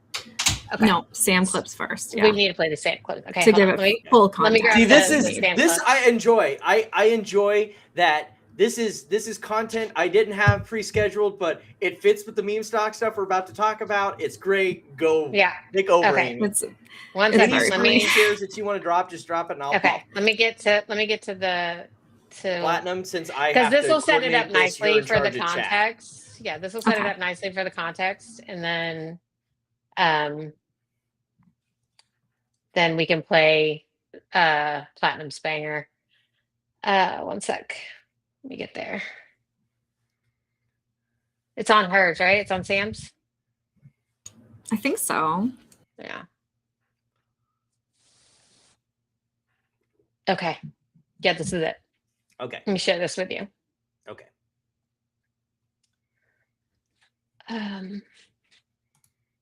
Share screen, right? Share screen. Okay. Where you live. Ready? Yeah. Why did that glitch out? Is that we have been. Oh my goodness. I have felt I got disappointed. And let me say something to you, politicians. You're always talking politics, but you're not even from America. Tell us about the politics where you live at. I don't want to hear that shit. You always, anytime you hear Trump, you don't like Trump. Why don't you get Kamala to help us then, man? I'm tired of hearing you cry about politics. You're not even, if you can't recite the Star Spangled Banner, shut the fuck up. I'm tired of these Debbie Doubters, man. Motherfucker from Switzerland, where the home of #1 crime. They known for their bank crimes. It's always somebody saying, it ain't gonna work. What if they do this? Shut the fuck up. Fucking Trump was running. All he was saying, oh, Kamala's the best, Trump's the worst. Shut the fuck up. You don't even live here. I'm tired of people from other fucking countries. You can't sing, you can't recite the Star Spangled. See, I'm 55, so I'm from that era where before school we used to have to pledge allegiance to the flag. If you can't do that, you can't talk to me about no politics in my country. I don't hear nobody trying to go to Switzerland. I pledge allegiance to the flag of the United States of America, for with this hold, one nation under God, individual with liberty and justice for all. Short version.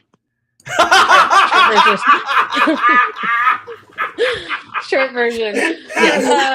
Oh short my version. God. Exactly. The Pledge of Allegiance is one sentence, but the short version.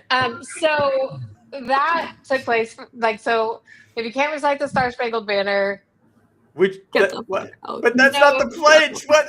Platinum, exactly. Okay, you understand exactly how hilarious that is. Platinum made a platinum hit record.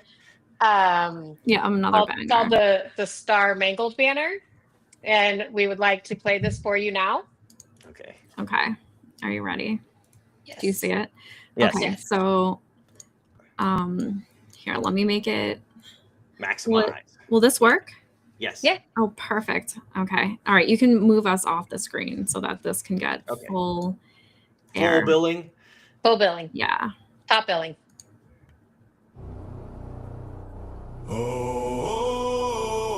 Politan. You're always talking politics, but you're not even from America. If you can't recite the Star Spangled Banner, shut the fuck up. Always talking politics, not from America. We have an America test, the Star Spangled Banner. If you can't recite it, shut the fuck up. Get the fuck out. Recite it or get our politics out your mouth. The Star Spangled Banner. Listen to me while I recite it perfectly. I pledge allegiance to the flag of the United States of America, for which is hold one nation under God, individual with liberty and justice for all. Short version. Fireworks in my voice. Whoa. Bald eagle in my toe. Whoa. New Year's Eve, keeping you on your toes. With this hoe, with this hoe, with this hoe. For which is hold, for which is hold. Short version. Star-Mangled Banner, the short pledge of allegiance. If you can't recite it, shut the fuck up. Or recite something else and fuck it all up. It's the short version, 'cause I'm blanking out. Fireworks in my voice. Whoa. Bald eagle in my tone. Whoa.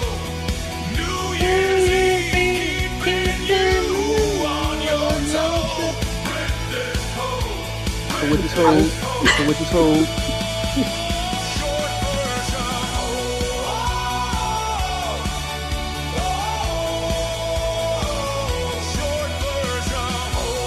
I pledge allegiance to the flag of the United States of America, for which is hold one nation under God, individual with liberty and justice for all. Short version.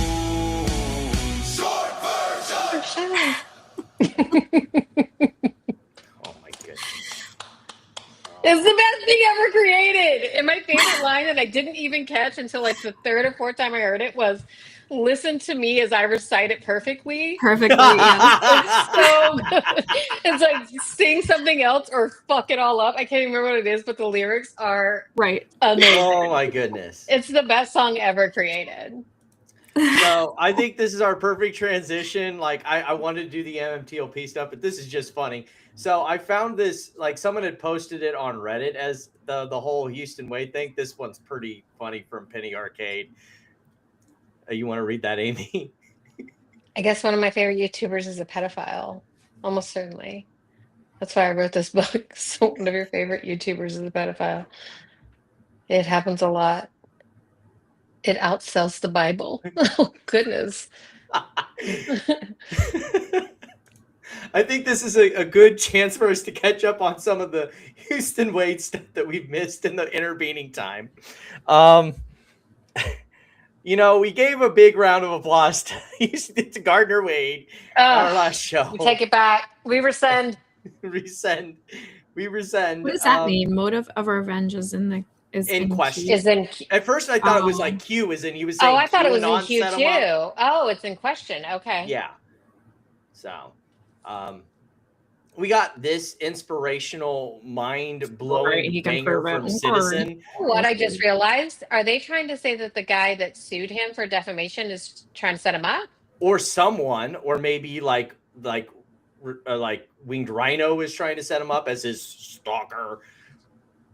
Wow.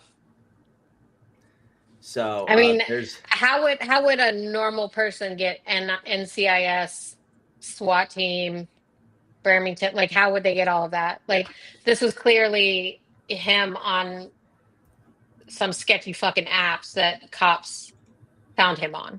Yeah. Like, how would somebody set that up? There was also a lot of talk that Bill Pulte elevated. Like, read that tweet. Bill Pulte elevated him just like Trump does. Are you suggesting that Bill Pulte's a pedophile and Trump elevated him to expose him? Is that what he's trying to say? That dude's I a don't fucking think weirdo. so, but that's the way that it could be And interpreted. like, why is he tagging Jamie in this? Yeah, Citizen's a fucking weirdo. He is so conspiracy theory. It doesn't even surprise me. So I don't know if you guys saw it from last week because I was just doing it as a big rye. I've started a series called the PPC Show Rico Files, which merges our best meme stock jokes of Michael's pedophile, like Epstein delusions and everything's a Rico conspiracy, and how Bill Pulte is running a secret pedo ring to replace Jeffrey Epstein and gain connections and politics to be able to sell his wares, basically making fun of Michael. But during this, I listened to Michael's sad attempts in the moment to try and connect Houston Wade to Soros and Epstein and all this stuff, and that is just a boil down of all the stuff that he missed on and got completely wrong. But it's like a 40-minute thing that I went over during that live stream, and it's hilarious just listening to Michael make up shit on the fly, anything to make it look like Houston Wade was definitely not a member of their community. It was an Epstein-made psyop, even though Epstein's been dead for fucking 6 years. And it's some good shit. Oh boy. This is something that me and Amy wait, we have upon. a question here. It says, I'm new to this, but Kyle, can y'all join give me... Twitter. You're gonna have to join Twitter. You're gonna have to join a space, and you're gonna have to give us at least 6 hours to explain. Well, they do believe there's compensation in their future, but the best description I've heard is Gob when he's what was Gobbert's thing? Gob basically says, I bought a stock and I thought I'd be able to sell it, but then it got halted and I couldn't. Right. Pretty much. Yeah. But they do believe that hedge funds or their brokers, so somebody is going to be writing them a massive check. Yeah. There's no actual boiling it down to precisely who, but somehow there will be compensation. There's going to be a check written to them. Probably not from the company. Well, definitely not from the company, no, because they're perfect. Even though the two former CEOs have been charged. Can you by the guys still hear SEC. me? Yep. Uh-huh. Okay, so it's just my video. Oh, you're frozen. Yeah, you're frozen. 1 second here. See if I can get to work here. Oh. Oh, PP's losing followers or something? No. This is we'll get to this. Videos. So yeah, we'll get to this. 1 second. Let me fix my Houston video Wade feed videos. here. No, it gets better than this. Oh. So Amy, while I'm fixing my video feed, I'll I'm pull just it gonna up. put the date here so you can see it. I know the date. I'll pull it up. And then I know it. We can explain what's going on here, we think. Yep. So I was looking for while she's pulling that up, I'm going to explain briefly that I was looking for some things to make a very funny meme thumbnail. And I was looking for some stuff from PPC's live streams. And I went through his live streams. I was like, that's weird. I remember there being a lot more live streams. Where did all the fucking live streams go? This can't be all the Houston Wade ones. That was only a handful. And you can tell that is the case because these are the December ones deleted. It was only around 200,000 views. So, okay. And then I went to Social Blade and I found 1.5 million views deleted in October. Why would he delete so many views in October? I can't imagine why. So I went back to my page and looked up the Pulte stuff. Oh. So this is where they bypassed. This is where they found out that he bypassed the ethics rules for the investigations. How Bill Pulte learned of the art of the attack from his own family to Letitia James, and then I said so. Pulte's first referral was garbage. They went with a different one, and it's just this week. The shitstorms coming for Pulte is going to be epic. Then this is where he said that manager would when he fired all of the people who were looking into him from the ethics committee and the IGs and all of that, and then he said that the manager could not even tell him what the employees did. We later found out that those were all the employees from that were basically saying yeah, he did this, right? Like he got rid of all those people. So we found that out after, and then Democracy Forward sued. Which I will make a brief statement that we're supposed to sometimes next week get their response as to the claims in that lawsuit. So in October, a lot of stuff was happening around Pulte, and that's when he fired all of those people that were basically ratting him out. And you can see it on his channel here. And then PP deleted 1.5 million views. Yeah, and so we have 1 year here, and then suddenly you get into 2 years, and then it ends. Like there's a whole bunch of stuff that's gone. So like I think, and so like, and the ones that he got like the most watchers on were the ones when Pulte was on. And he's just boom, gone. He basically, so I think he just deleted everything Pulte. Okay, so a couple things. One person said you need premium for better stats resolution. And then somebody else said, any chance, do you have the links to those streams could be unlisted and not seen as a view by social? It is probably true that they are unlisted, because remember when he did those copyright strikes on me, that he used the specific YouTube content and the video links. So it's probably that they're just private. Do you not have the video where we watched Plute Fest 1? Yes. No, we weren't around when Plute Fest 1 happened. Yes. We only watched 2 and 3. We were. No, we did not watch definitely 1. watched Yes, we did. We I don't definitely recall did. that. Live. It was on your old channel. We didn't watch it live because I wasn't doing live I streams. feel like we watched Yes, it you were. in its entirety, not No, live, we but watched after. And we John watched Hartranet's Hannah. first shit show No. video. No, because then And then we definitely watched the helicopter Hannah's. one. Right. The second time he did it, yeah. Nope. I can go pull my archives later and I'll show you we do not have You that. should do that because you should re-upload those. I'm just saying. We'll, That's we'll, why I was well, asking. we'll re-upload us watching it, and we'll make a new Right, one because maybe that is later of different. us doing the first one. Noisy, So that way they're up. we definitely did, because Hannah did a live stream too. Right, but I wasn't And doing we live watched- streams until the following year. No. That's when I first had Platinum on to talk about the Bed Bath & Beyond stuff. And then from there, I started doing stuff with you around, I want to say March or April. And then that's when we started getting rolling the Princess Mount Stupid stuff. That was the following year. Wasn't like Tony Dong on it? Yeah, that was the Watching second it one. with us? That was Oh, that was Are the you second talking one? about Atlanta? Mm-hmm. No. Atlanta was the first one. We did not do the first. Atlanta was not the Okay. first one. Florida was the first one. one we did. Right, but the first one we did was the Atlanta one. That's what I'm saying. Anyway, Oh, okay. So we'll have to do the Florida one then. yeah. So that way it won't get I swear we copyright did, and I strikes. swear we watched. I know. Hannah's I live also stream have of these it. false memories that we did it. Yeah. But maybe we didn't do Yeah. it. Because I remember So watching. we're- I remember watching Hannah's live stream. Yeah, like Hannah Or did Han- one. It might have been after the fact, but we definitely watched Hannah's live stream of it. Mm-hmm. Yeah, we I- probably. I mean, we I definitely. feel like talked about it we before. did, because we were laughing about how they had no sound in the audience. Oh, because it was so perfect. Yeah. I don't know. We have to go back and pull it, but I But feel yeah, like we I can. remember doing So it. so it is probably true that they're just moved private, and that's why Social Blade doesn't see them, but they're still up on his channel.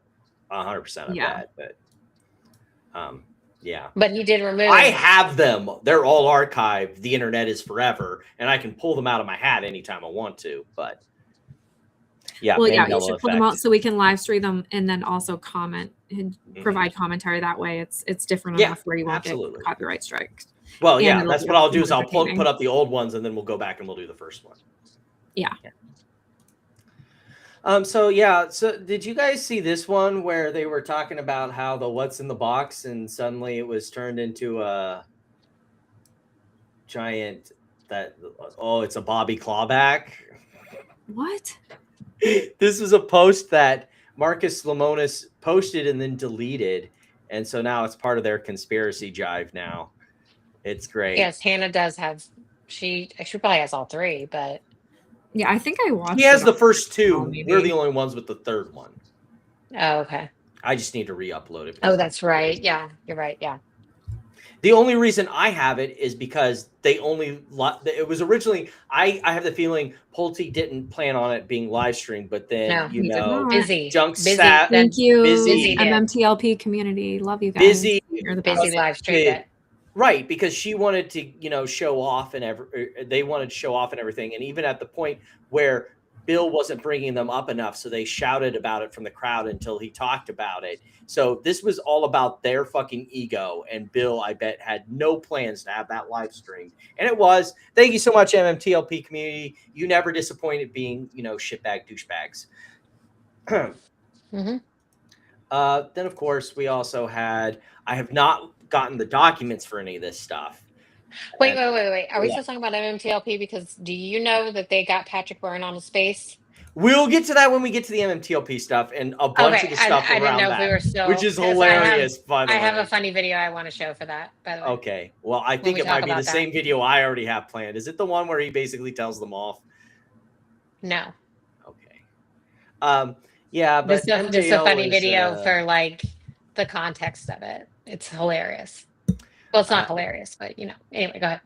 It's my understanding that MJL is having a moment. I'm not going to linger too hard on it. You can look it up on Meltdown, but basically ruining his family life and everything within proximity distance of it right now. I think, however, this is a little bit more funny, so we'll switch to that real quick. Kais is back again, and is bringing back his whole crinkle fry stuff. And oh, by the way, I think he took personally that we didn't nominate him for worst, he didn't give him the award for worst grift, because now he's coming back with the whole this whole like crinkle fries thing again, and how Ryan Cohen and GameStop should totally, because he totally legitimately owns the copyright, guys. Don't fucking question it. Chips? Fries, but it's AI art, all of it, and so it's really bad. But is it? They look like bags of chips. Yes. Yeah, because he had AI do it. That looks like fries. Well, that does. But at the beginning, it was like bags of chips. Look. Well, that's really loud. All right. Yeah, all of his stuff has bad audio leveling. Did you also guys see the AI art he made of the first Pulte event, where he's saying that the government should, where he had Bill Pulte saying that the government should do something about naked shorts, and he's shouting back saying that you should tell your boss Donald Trump to do something about it? I thought that was fucking hilarious. We do, however, have our shitco lawsuits to go through, or other meme stock related or adjacent lawsuits. The first is an update in the Andrew Leff defamation lawsuit against Anson Funds. This one's really funny because Anson Funds if you want, I'm not going to go over this whole lawsuit. I did it on the live stream on New Year's, so I wouldn't have to do it Saturday. But basically, all you need to know about this lawsuit is basically Anson Funds says that Andrew Leff's claims are time barred because the state of California's statute of limitations for defamation is 1 year. And also, by the way, these were privileged communications to law enforcement, so they're not eligible for defamation. Eat a bag of dicks and go away. So it's a motion to strike. So they're going under California's anti-SLAPP law. And basically now Andrew Leff has to prove that he can overcome this. Otherwise, this case is dead. And I'm pretty sure he's going to lose on that one. Oh, no. This one's also pretty interesting. I actually read this one again on the live stream on New Year's Day. And I'm leaning more with Amy that I think the court. Now, I want to wait before I totally go that route and see the response to this. But having read this, I think the trustee is kind of fucked. Why? I think the trustee is kind of fucked. Let me see if my highlights are still here or if they went away. Yeah, they went away. But if you read this document, there's several things that are important in here. And there's a reason why none of the baggies have brought up this filing, because it points out just kind of how fucked they are. So one of the things they bring up is in pari delicto, which is basically a tort law thing that if you have unclean hands, then your ability to make claims for fraud or anything like that, tort civil claims, is greatly diminished by the fact that you participated in the fraud in question or a related fraud in question. So the fact that the company and George Palikaris and some of these other actors participated in fraud relating to the trading of the stock, that they have no claims. Especially because in order to prove a securities fraud claim, you have to prove that the market you relied on was in fact a market free of manipulation. In other words, your manipulation was the only manipulation, and we can easily prove that. Otherwise, you need to separate the different manipulations to be able to prove that this one had a greater effect than that one. You don't get the presumption of this manipulation affecting the market because it was not a fair and open functioning market. There was already manipulation in the market. And then there was also some basically other by your own securities hand things. Yeah. In equal fault. Yeah. So one of the other things that was interesting in here, let me see if I can find it.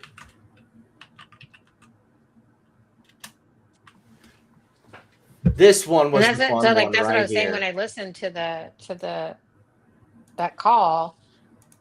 Like, I don't think the bankruptcy judge knew about all of this. Like, I don't think he knew about because they had just come on the case. How could he know? That's right. This one was the real interesting part, specifically that first sentence. The trustee has been working with former CEO George Palikaris, one of the individuals who the SEC has sued. And this was the part I had assumed but didn't have evidence of. But now apparently it was in a filing, and it is clear. So closely they've considered a joint privileged agreement. Joint privilege agreement. Yeah. Yep. So, like, this is so clearly disgusting, this entire bankruptcy. Right. I sent this to our in-house bankruptcy person to potentially look at and get back to me on, but this is looking highly sus. Like, all of it is looking. Maybe they should look a little really harder bad. at West Christian. Yeah, no shit. Then relatedly, the I've debtor told also settled them a to. class action case alleging violations of federal security laws on behalf of investors in metamaterial securities. Yeah. Yeah. The debtor therefore cannot pursue third parties for conduct in which it and its insiders participated, and accordingly, neither can the trustee. Yeah. Because that's the thing. The trustee is in the same position as the company would have been in prior to the bankruptcy. Oops. And this is all just absolutely hilarious. I want to see what the trustee's response is to this, but this is devastating if they cannot get around it. And I just don't think they will. I'd be interested to see their arguments just to have the full both sides. But like this, it begs the question as to why the trustee has been working with former CEO George Palikaris so closely. Like he was not the CEO when this company went bankrupt, right? He was forced out, and why is the trustee working? Like, there's a lot of questions that this court's about to ask that I don't know if they have the answers for. Right. And I mean, one of them being too that how does MMTLP even have standing in this bankruptcy?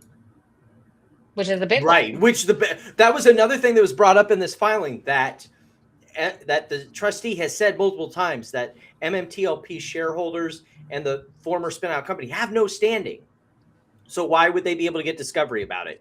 It doesn't exist anymore. Right. They're fighting with Danielle Spears and about how she has no standing to even say anything because while saying they should get discovery about. Exactly. While saying they should get discovery about MMTLP. For discovery about MMTLP. And Torchlight.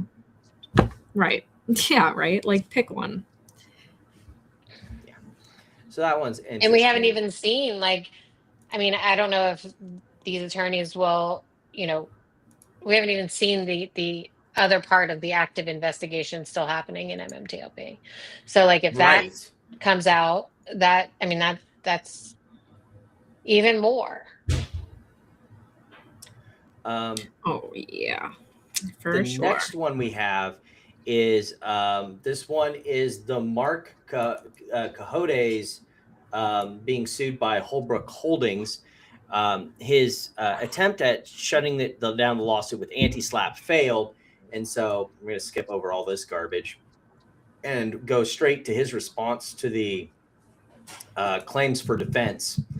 Subject to amendment and waiver, the plaintiff's complaint in whole or part because the alleged statements are not false. So he's going out there. I've got proof that what I said, defaming them about how they basically committed securities fraud with Riley, is totally legit, and I can prove it. I mean, that's most of his arguments here, other than, even if it was incorrect, it didn't injure them publicly and other such assorted shit like that. Best of luck to you in your senior year, Mark.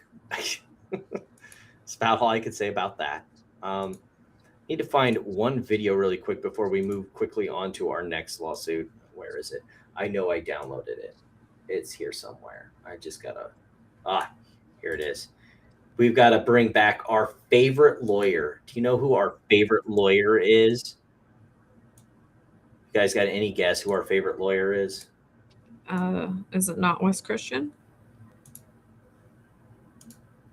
That's where I get lost. What is Torchlight and its relationship with MMTLP? Okay, so Torchlight was the original issuer. Like, they did a reverse merger into a pole dancing company to get their NASDAQ listing. And then MetaMaterials did a reverse merger into Torchlight to get their NASDAQ. Reverse mergerception. Yeah, so MMTLP actually stands for MetaMaterials Torchlight Preferred. Yeah. And there you have it. That was the preferred dividend that they got in the merger with MMAT. Right. And they said, so the SEC is suing them now because they said that, they were going to get $1 to $20 for holding this when they didn't even have right. They weren't even considering selling anything, and they were just going to spin it out anyways into this useless, worthless. Our favorite, and they knew that in 2020. Right. Yep. So we have our favorite disbarred attorney, Donahue George. Oh my. I'm gonna let him go. I'm not gonna let him go for the full 6 minutes, just for a little bit, and then we'll go to his lawsuit. Live life for entertainment. It's really hard for him to listen to him. Anything I say is my opinion. Guys, listen, first of all, everybody, Happy New Year. But here's the thing. Yesterday, the 11th Circuit Court made a decision in my lawsuit against Robinhood, Citadel, Ken Griffin, DTCC, and FINRA. And their ruling gives the appearance that large financial institutions like Citadel, like FINRA, like DTCC. Okay, while he's going on about this rant, how do you think I found this video, guys? YouTube algorithm hates you? No. I don't know. No. John Hartronet was promoting this on his channel. Oh, perfect.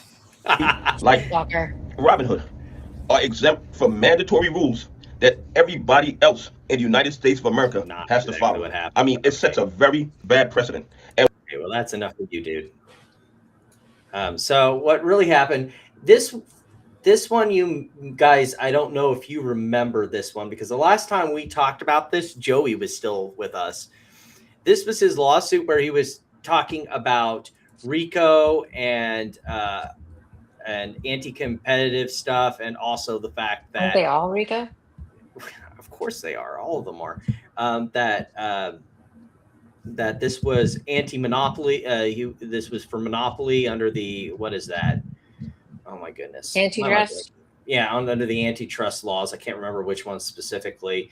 And also that it was also okay. I don't know why that all glitched out, but okay. And also was under a couple other things that we all found to be really crazy. Basically, what the 11th Circuit did was uphold. I don't think I got to this whole ruling last time, but the ruling from the lower court granting the motion to dismiss was upheld. Maybe I need to re-upload the original. So they already underlying. dismissed the case, and then he appealed He it. appealed it, Okay. and now they appeal. They They're holding affirmed it. the lower court. He then tried to pull a Sovsit Willis and basically asked for rehearing en banc, And something that I learned from all these subset experiences is, in order to get a review on bonk, one of the judges on the panel actually has to like nominate you for it. So they said, since no judge actually thought that this should go on bonk, you just get to eat shit. If you don't know what on bonk, if you don't know what on bonk is, it's basically in appellate courts, except for the Supreme Court, you usually get a panel of like 3 judges. You don't get the entire circuit court. There's several circuit court judges, and you usually get 3 of them that are picked at random. On bonk is exactly what it sounds like. The entire circuit judge pool rules on it. So look at John Doe. Because none of his claims were properly pleaded, George failed to state any claim upon which relief could be granted. 12b-6, baby. Sounds about right. Aren't they all? We also got another wonderful ruling from our SovSit wannabe lawyers. This one's from Nelson Willis. This hopefully will finally wrap up all the Nelson Willis stuff and send it back to the circuit court so we can finally be done with this shit. But the ruling came down on his motions. This one was dealing with his writ of mandamus, unpublished order. This one's really quick, so I'll just read it off. It is ordered that the petitioner's motion to recall the mandate vacate the mandamus is denied. Vacate all orders is and blah blah blah is denied. The state of the address was occurred to deny the recall the mandate address. Oh, this is the wrong one. This is the order I wanted. Dispositive court order. This one. This is the fun one. Unpublished order. Construing the petition for writ of mandamus and subsequent filings as motion for recall of the mandate and reconsiderations of various previous opinions and orders is so ordered that the motions are denied. It is further ordered that to the extent that the petition for writ of mandamus seeks mandamus against the clerk's office, the petition is denied. The court has reviewed the filings in the petitioner's case and has found no grounds for mandamus. To the extent that a single filing was misfiled in the petitioner's appeal rather than the instant mandamus that was filed was corrected, and petitioner is reminded to label all communications with the court with the proper case number.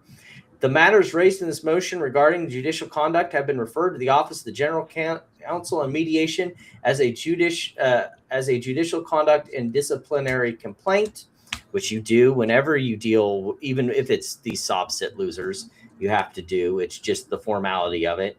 It is further ordered that to the extent petitioner seeks actions from the Supreme Court of the United States, the petition is denied for lack of jurisdiction.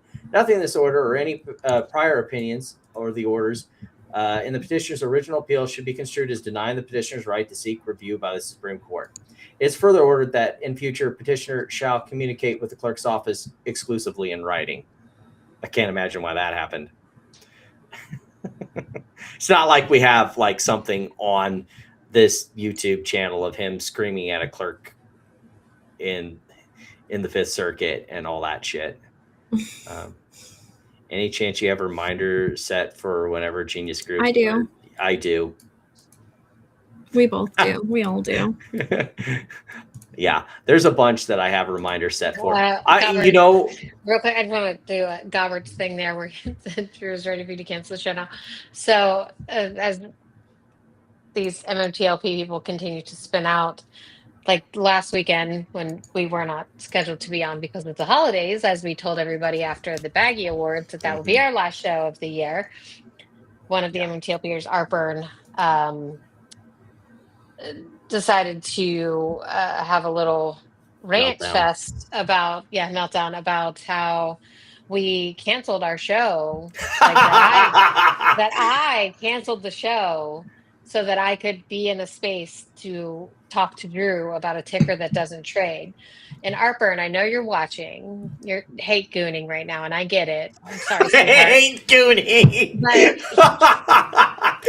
We did not cancel the show to talk to Drew. We were actually not. Baggy Awards was our last show of 2025. So I'm sorry to disappoint you, dear. Hate gooning. I'm gonna have to make a meme of that. Mm-hmm. So speaking of that, it's funny you mention it because I have it right here.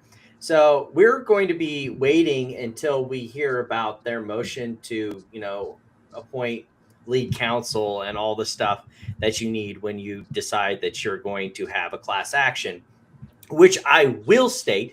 I find it funny that they've suddenly gone silent talking about everything now that this has come out. And second of all, that this is not just a mere procedural thing. Like what happened, if you do recall, and I'm sure Platinum does, when class certification tried to happen in the lawsuit against Ryan Cohen, and they contested it, and that was basically a freebies motion to dismiss that That's why I basically got caused the thrown case out. to collapse in on itself. So yeah, it'll be fun. I still don't understand how a company can create a class action for its shareholders On behalf of in its shareholders.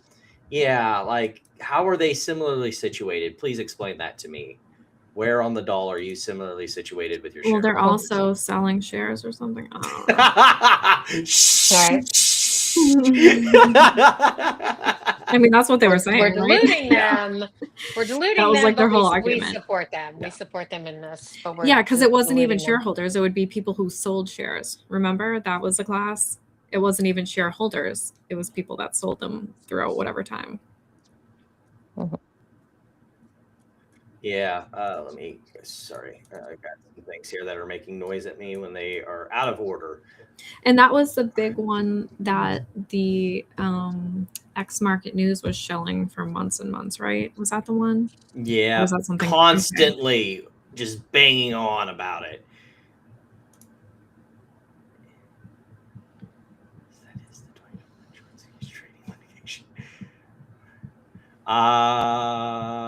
Which I know we've gone through one of those. That was Al from Boston's 2,000 page monstrosity. Oh.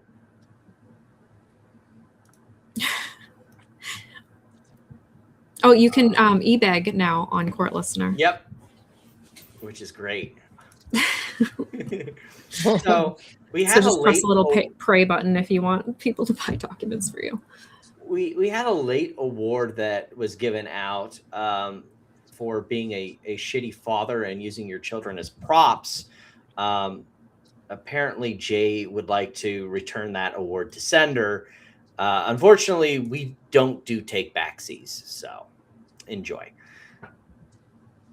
Which brings us to our MMTLP section. So what was this bombshell?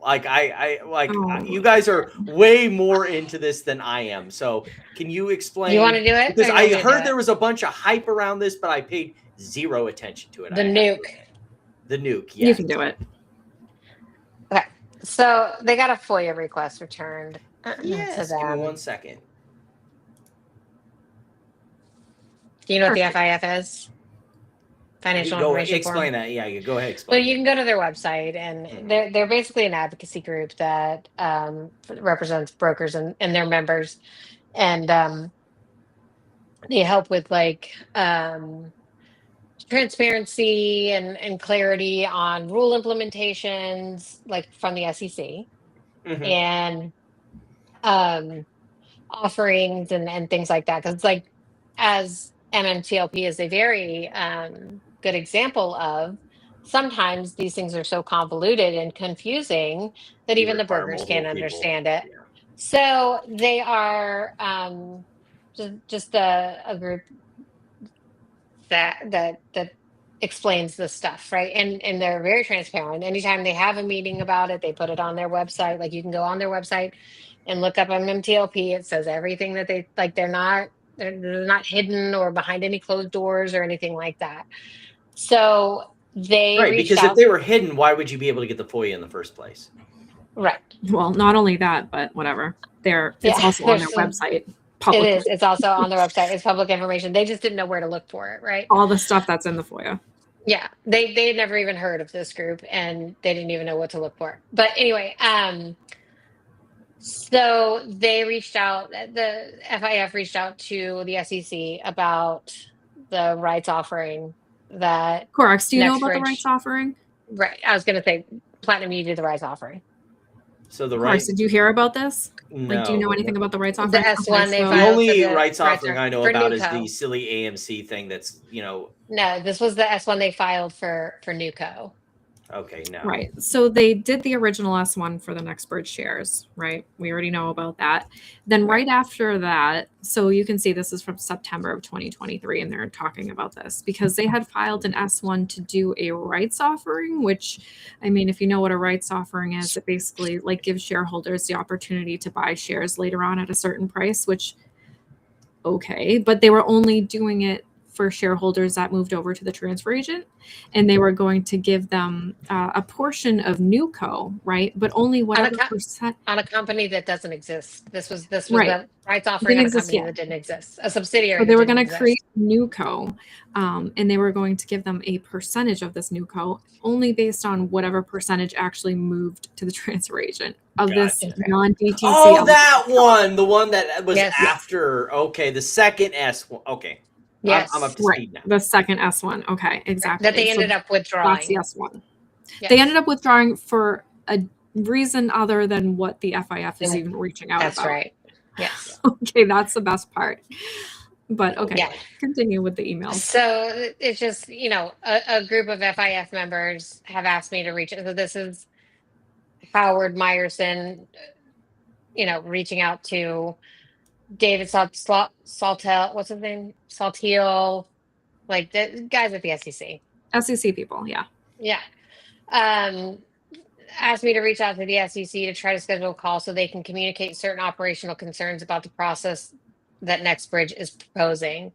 I'm not aware of any comment process for an S1 filing, so I believe it would be beneficial for SEC representatives to hear directly from the FIF members as to their concerns about this filing. So he's asking for a call with them to talk about this rights offering. I don't know if you want to go to the next one, page 2.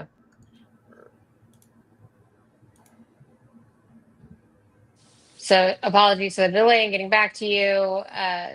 TM would be happy to hear from FIF and your members about operational issues associated with certain types of corporate actions. As we're unable to comment on any specific issuers' disclosures, we would request that the focus be on the operational issue rather than the disclosure per se, to ensure that we have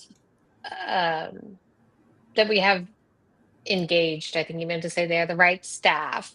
It would be helpful if you could provide some additional information about the types of concerns you have. Are they primarily related to the clearance and settlement process? Also, if you can provide some potential times that would work, we will work to set a meeting. So according to Curtis, this is damning, right? Because they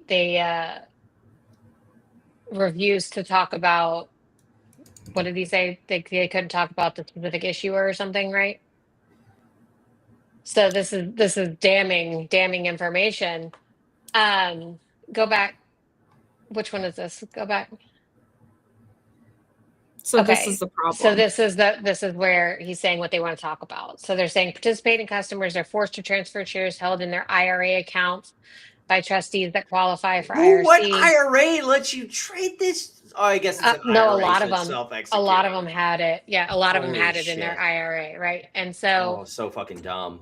So in that part of the rights offering was that they had to transfer their shares to ASD, and people in IRA accounts couldn't because of penalty and I don't even know if they allow it. No, they don't. You'd have to take it out of the IRA to move it over. Yes, take it out of the IRA. Which then would cause you to have at this point, it's not DTC eligible, right? So at this point, it's paper certificates. At this point in time. But now, I know this is kind of going down a weird road, but since it wasn't tradable and they'd have to take it out of the IRA, wouldn't that make it a taxable event? Even if it was tradable, it would still make it a taxable event. It would make it a taxable, and it probably would be penalized for it as well. Yeah, of course you would. Absolutely. So, participating customers lose the protections of SEC Rule 15C3-3, and you can pull that up or just look it up on your own, guys. Transfer agents are not staffed to handle the functions required by the Nextbridge proposal. Because of the prior FINRA trading halt, there are shared, this is where they flip their shit, okay?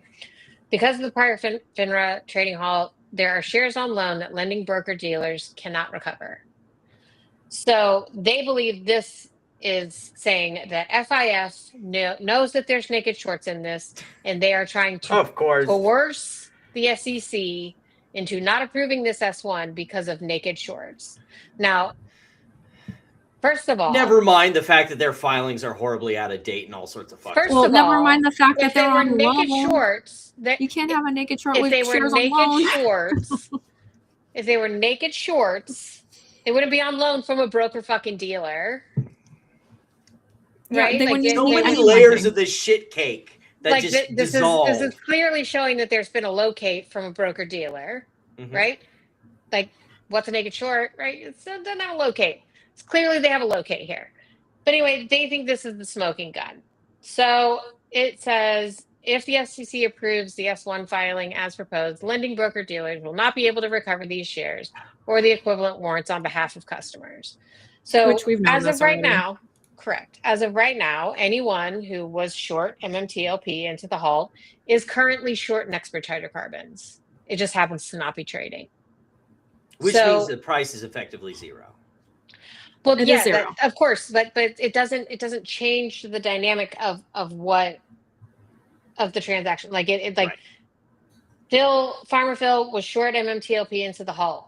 He still has a short. It's just in like Nexpert any corporate hydrocarbons. transaction. Like, go back to the examples that we used in the past. Like, if I am short Redbox and it is going to merge into Chicken Soup for the Soul, I am no longer short Redbox and I'm now short Chicken Soup for the Soul. Right. So they still don't understand that the shorts were not compelled to close, that these are not naked shorts. They are they clearly have locates from broker dealers. This is actually the smoking gun to show that they weren't. This naked is the shorting. news, right? This is the smoking gun that they're still fucking stupid is what it is. Well, that they have shares on loan and they're like, that's how the shorts are shorting. So, yeah, none of this is new information, right? We know that there were shorts went from MMTLP to Nexpert hydrocarbons. They're still currently short. They still have the obligation. None of that has changed. This is the smoking gun for them. This is what Ann Vandersteel is going to go have a press conference about in front of the SEC. Let me show you the best part, though. Okay, Oh the best part is the SEC has requested that we withdraw our registration statement at this time and file a new registration statement in the future following formation of the subsidiary and the completion of full audited financials of such subsidiary. Well, they got to the full audit. Oh, not of the subsidiary. Well, how are you going to do a rights offering on a company or a subsidiary that doesn't even exist? What are you selling to them? Right. What are you selling to people? Like, what are they buying? The company is telling you that this is the reason why they withdrew the registration statement. Like, it doesn't even matter what FIF said, right? Because that's not even why they ended up withdrawing it.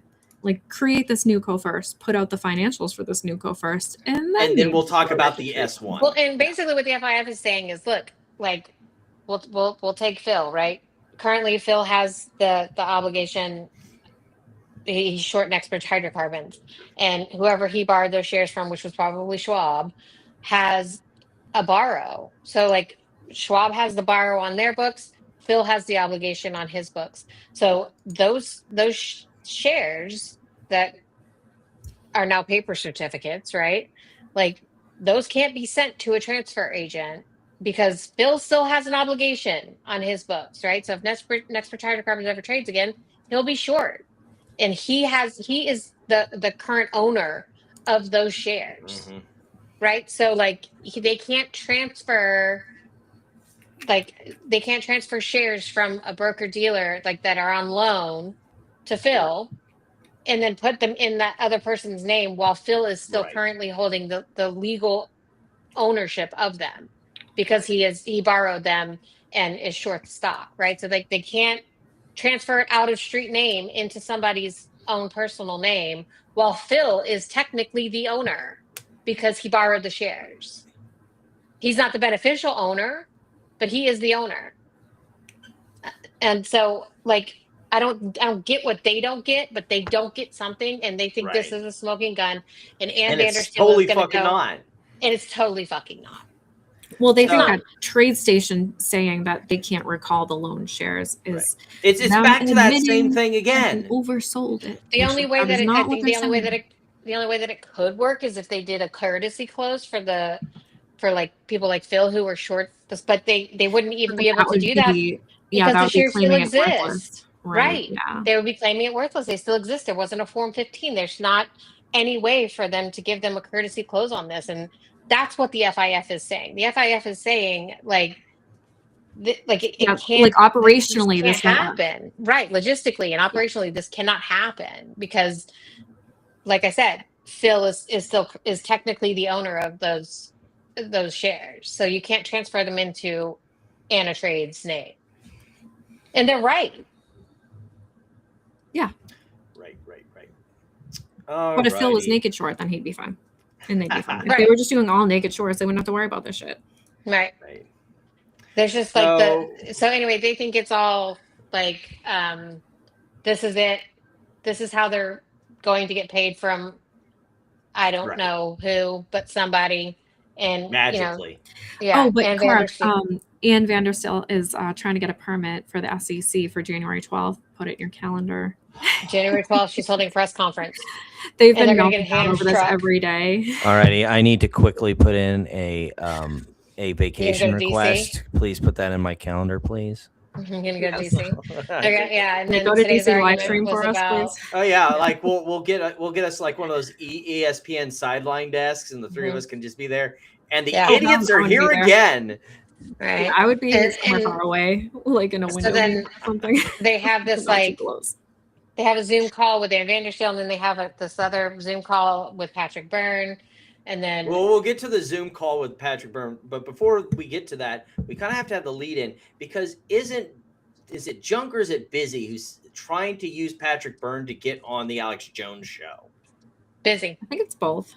Yeah, probably Yeah. both. But all of them. Which first of all, like I know they've been climbing the ladder of QAnon or MAGA affiliated dumbasses to pander to get their stupid shitco message out, but like being on the Alex Jones show is not like this is the guy that is like, I wish they'd stop putting chemicals in the water that make the frogs gay. That guy. That's the show you're going on. Like how like this like they are making themselves into the biggest joke, but the punchline is they don't know. They don't know that they're making themselves into the biggest joke. No, they do know. They do know because they'll whore themselves out to anybody. They are the sluttiest meme stock crowd on Twitter. Even sluttier than Bed Bath & Beyond after setting absolutely. At Pulte's knees. They will sell their ass to anyone who gives them attention. 100%. Hookers. But yeah, so as part of that lead in, so first of all, they were slathering all over Patrick Byrne for a tweet that was highly questionable, by the way, about how we should just start hanging hedgies in fucking downtown New York. Oh yeah, bring out the gallows. Yeah, I want to build gallows. Whatchamacallit? Well, first of all, We Wall got a Street's bunch of great people in the comments. Well, can we talk about for just a second how he said 48th and Park? Like Wall Street is right at the very other end of Manhattan. So I don't know what he's going to be doing at 48th Also, and Park. so he's responding to Kristen Shaughnessy. Oh, I didn't even realize it was a response to that dumb. And info. John Berta Yes. retweeted that. Yes. Oh jeez. It's like like the shitco baggy symbol. Like what we need to think of something where this one tweets it, this one retweets it, this one, yeah. It's baggy telephone. Mm-hmm. And then later he's like, "Oops, my bad. It was just a prank, bro. It was just a fucking prank, bro. It was a joke. It was a prank. I didn't mean it. It was just a prank, bro." Yeah, cool. Didn't he say Whatever. it already before too, though? This whole like 119 day thing or whatever. I feel like he said this in 2024 too. Yeah.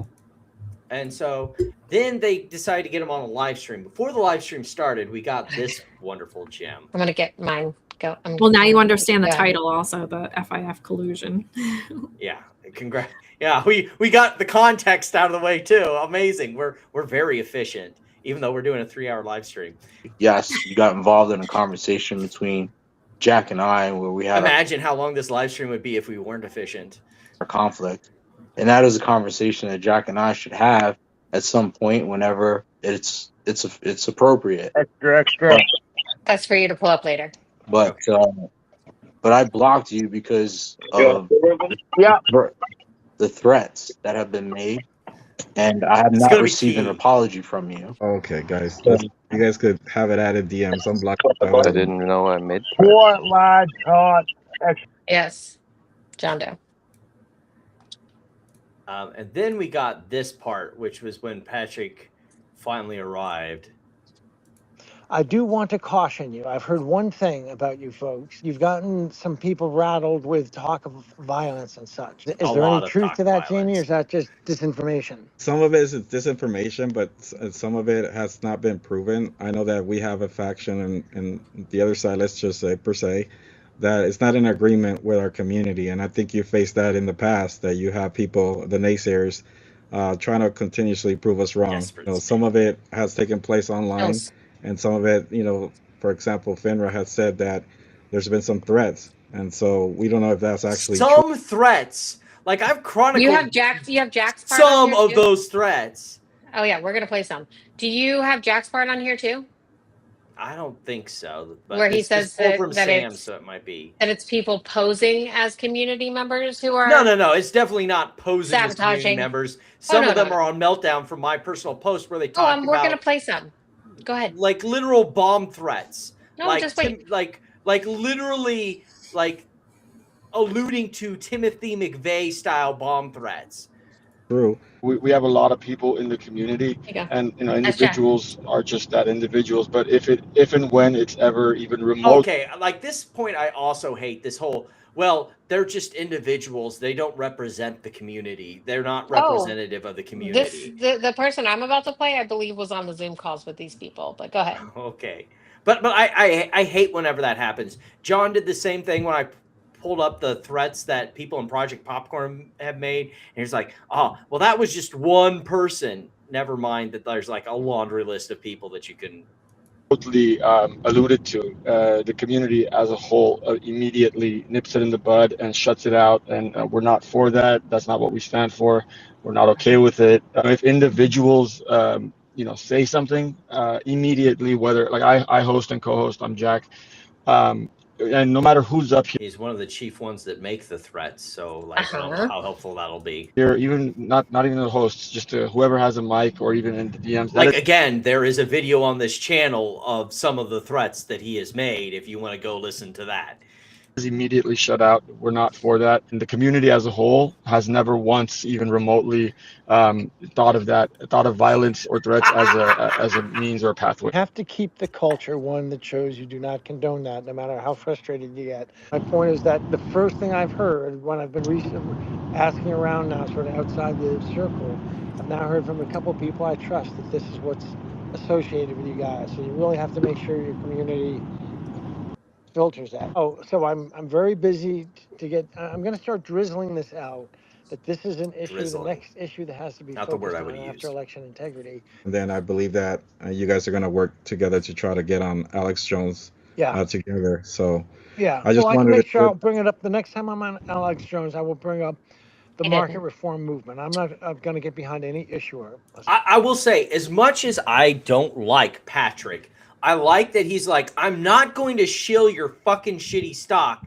I'm about market reform, and that's what I'm going to talk about. I'm not going to talk about individual tickers.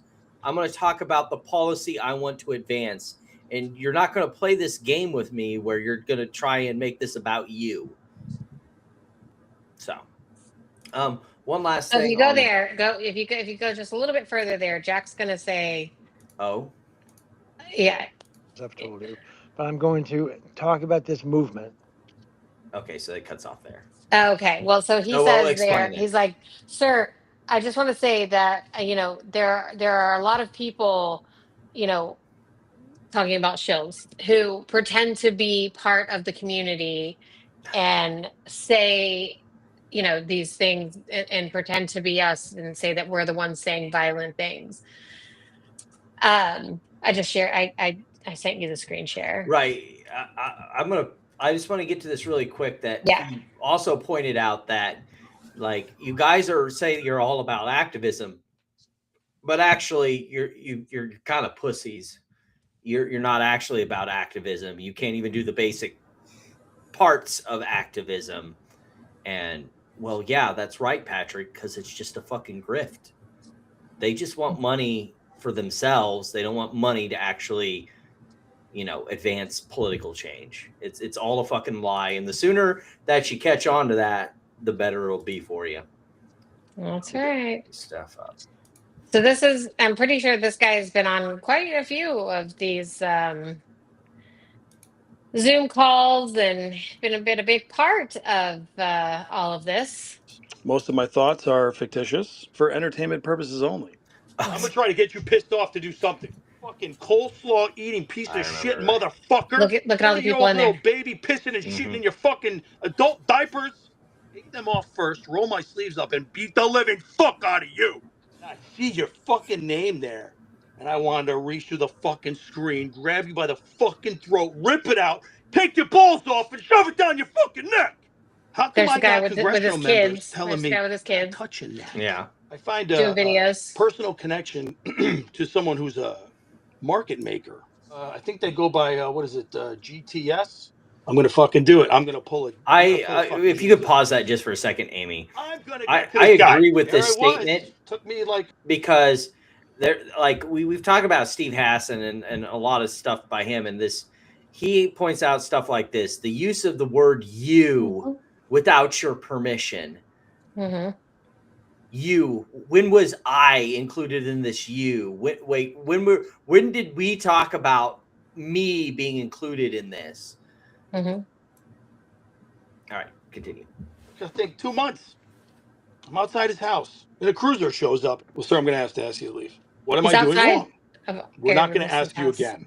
I see someone in the window who looks very familiar, and I was supposed to, you know, casually have some lunch with that person. Now I've already had my run-in with the cops, and I'm like, I know what this is. Please let me turn around. No problem. I got followed until I got on the fucking highway. Yeah. If there wasn't a fucking problem, why would that happen? Why would I get fucking followed by a patrol car to a specific town? You come guzzling fucking slut queen, you probably sucked your wife's dick. Woo! You cunt rag? And say that if I had a deathly level, like a fucking fatal level allergy to peanuts, some of these people were having some sort of diabetic shock. And they needed sugar. And I had this Snickers in my hand. It meant the difference between their diabetic shock, going to the hospital, possibly dying, versus my allergy to peanuts. I will deep throat that fucking Snickers so fast. Why is the CIO, who's been at FINRA since the fucking 90s, the source of when FINRA shut down for a week? And by the way, yeah, he's in Boca. I also know his favorite drink. I also know his wife's fucking favorite dish from a certain favorite fucking restaurant. At all. Who used to live in Great Falls, Virginia, and now they're in Florida. I know. Perhaps where his kids work, where they go to school, who their godparents are, who some of their golf buddies are. Maybe I've done a little homework. Right. Right. So please keep telling us that you and Patrick Byrne and everyone else that you guys haven't done any of this stuff. You guys are just like sweet little baby angels who just love everybody. Now, in the aftermath of all of that, magically, right about the time that everyone was really confirming that this community is the nastiest group of people, somehow even lower than Bed Bath & Beyond baggies. Yeah, and this came after all of this, right? Like as all of the evidence of their violent threats and everything that they've done is starting to come fast and furious, we get this. Yeah. Out of the woodwork. Suddenly someone's been swatted, citation needed, from one of the biggest liars in the community, the fat fucking jelly roll known as Busy Brands. Yeah, I believe him about as much as I think that pigs fucking fly. No, yeah, I think they've been saying for what, a week and a half now is we need more media. We need more media attention. We need more media attention. Ann Vandersteel is saying we need media attention. The White House is saying we need media attention, right? Like, and not really getting it right. And then Patrick Byrne is like, yeah, I'm not going to say MMTLP. I mean, they've got Anne, but like, I'm gonna tell you, John Doe, it's the only way I get through half this shit. I think he's saying he was laughing. Oh, okay. I was like because I knew I was taking some wine shots there. It's like, I don't know. This is just my life now when we deal with some of this shit, because these people are. Woo. But yeah, so if you remember back to around the election time, when all the conservatives were being swatted and pizzas were being delivered to their house, and it was, viral. Or the judges that didn't agree with the conservatives in question. Well, what I'm saying is like that whole thing went viral, right? And Chad Zilla, who was at some point associated with them until they pissed him off and he walked away from them. But they all, it really was like it took over, right? What was going on there, and they were all posting their ring footage, and they were posting the pizzas being delivered and stuff like that. And I think this is what this is, which is pretty fucked up. To if it's not true, if he is lying, he's kind of the lowest of the low kind of scumbag for trying to sensationalize it. I would like to say that I give him the benefit of the doubt, but for who that is, for who I know that is, and what he has done, I don't, and I think he's lying. Yeah. So. I don't know how I missed this. If it did happen, then that's terrible, and I hope that he files a police report and they have all of the same footage that we saw from the other people who were swatted and things like that. If that did happen, that's terrible, and he should do something about it. But he just posted that at like 2:30 in the morning, and nobody's heard anything, not a peep from him since. So yeah, I don't know. It feels like cover. No, it feels like something to get attention, because they are trying to drum up attention from, they're trying, like, from Joe Rogan, from Tucker Carlson, like Ann Vandersteel, I think, is basically saying, I need as much media as attention as possible for this, or it's not going to work.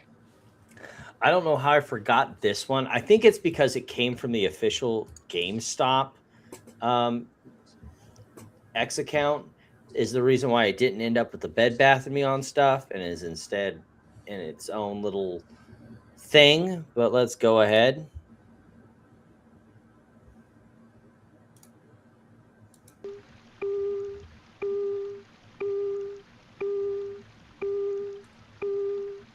Also, I love Animal Crossing, by the way.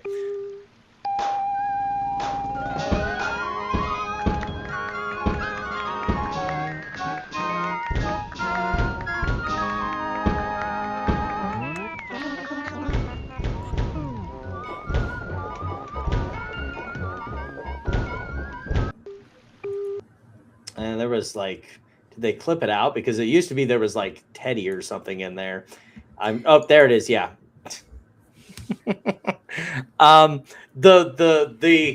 clip that sent 1,000 memes, and now all the Bed Bath & Beyond people are all riled up again over a fucking Animal Crossing clip. The character's name is literally Teddy.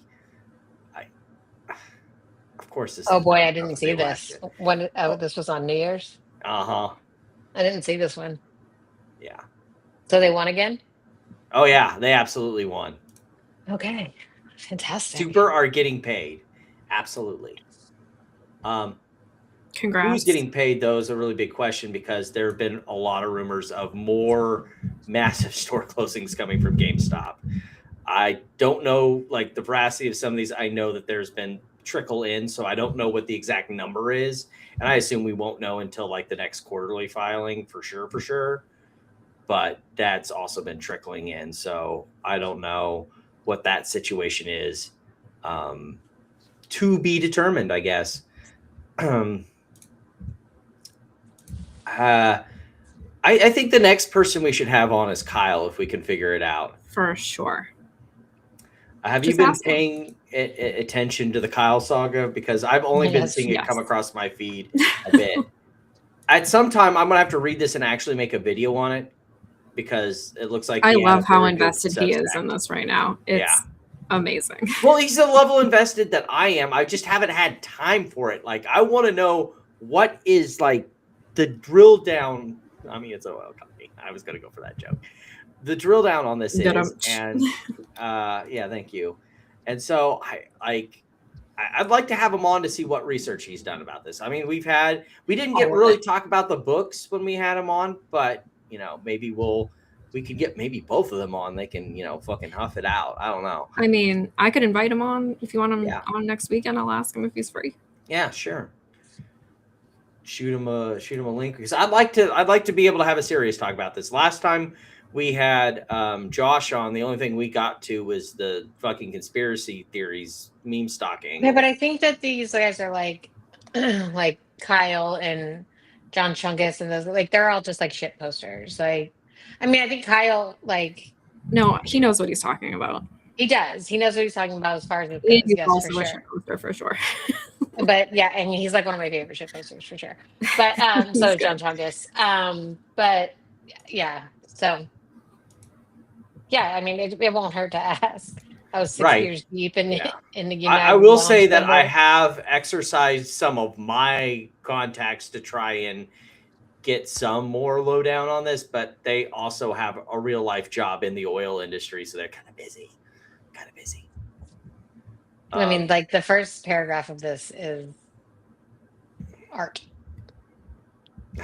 Deep into 6 years at in the United Lounge somewhere over a flyover state. Then after Zen was packed into my gums, AirPods blasting some obscure punk rock filled my ears. I needed to piss, but I didn't want to stand up and lose my seat. Pulled open my phone and flicked open X. Immediately, the album served me up a portly man with red hair screaming about the short sellers. I mean, isn't this how we were kind of introduced to this too? I watched with sheer awe. Yes. A beautiful display of aggression and marketing was taking place. Who was this portly, round, rotund man? I thought to myself as I took another sip of the delicious domestic can. I saw the ticker. Like, he's great. He's great. He gets comedy. To wrap this up before we head to our stupid tweets of the week. Yes. We have some more MicroStrategy just burning a hole in people's brokerage accounts. Down, I think it was 50% as we closed out the year. When your CEO starts talking about trading volume rather than the price movement of the company, might be a sign. Just gotta throw that out there. Might be a sign that things are not going any well. The connection to our meme stock stuff is earlier they were talking about their big fight against JP Morgan. And it looks like JP Morgan on the year is doing pretty fucking good compared to MicroStrategy. So I don't know. I send it to you because so that you can pull it up. I have the original that you. Yeah, I know. I just want you to have to scroll back, so I was sending it to you. Gotcha. Let me download this. Oh wait, I think I learned how to do it, didn't I? Whatever, just do it that way. Whatever. Yeah, it works. I could get into silver, but we're not going to talk about that tonight. What we're going to talk about is how's Bollinger Motors doing since last time we talked. Doing great. Doing great. I know. Absolutely. I had a bet that they were going to be bankrupt by New Year's Eve. They have not been bankrupt yet, sadly. So, can we get the Price is Right buzzer on that one? You just went bust. I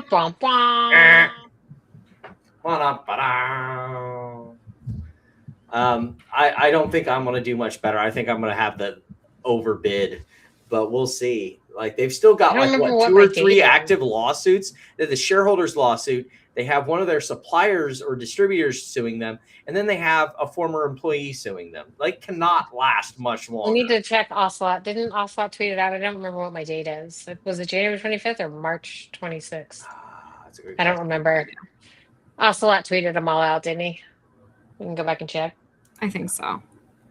All right. So I will load up Amy's first, and she can talk about that while I get pulled up. Let's see what you're doing. Oh my God. Yep. Wait, we have no ape voters. This is going to be interesting. That money said RC knew.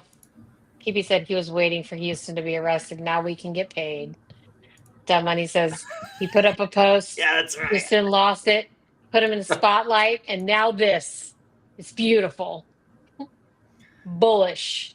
Oh my goodness. It's so Mhm. so dumb. So Like many levels of dumb. these fools can connect anything. It's like almost impressive. Almost. Alrighty. Do you have one, Platinum? I'll share that before I do mine. No. Oh no. You can just show yours. I'm tired. Okay. Like everything on Twitter is stupid. It is. It's true. It's so dark. You'll find one. Give me 1 second while I refix the poll here. All right. This one was special though.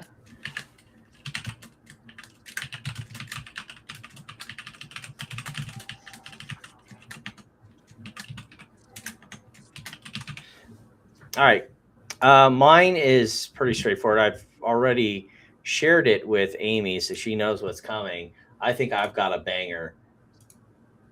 Interesting, Busy Brand. Similarly, President Lincoln, when faced with Confederate sympathizers and spies, suspended the writ of habeas corpus. The purpose, to put treasonous individuals on immediate judicial review to protect Americans. No, he just threw them in fucking prison. I suspect FINRA and SEC are up for immediate judicial review for MMTLP and many others. Like, this is like dictatorship level fucking nonsense. You are so ass hurt about losing money. You want to suspend the writ of habeas corpus. Like, can we throw you in prison? You fucking, like, numpty.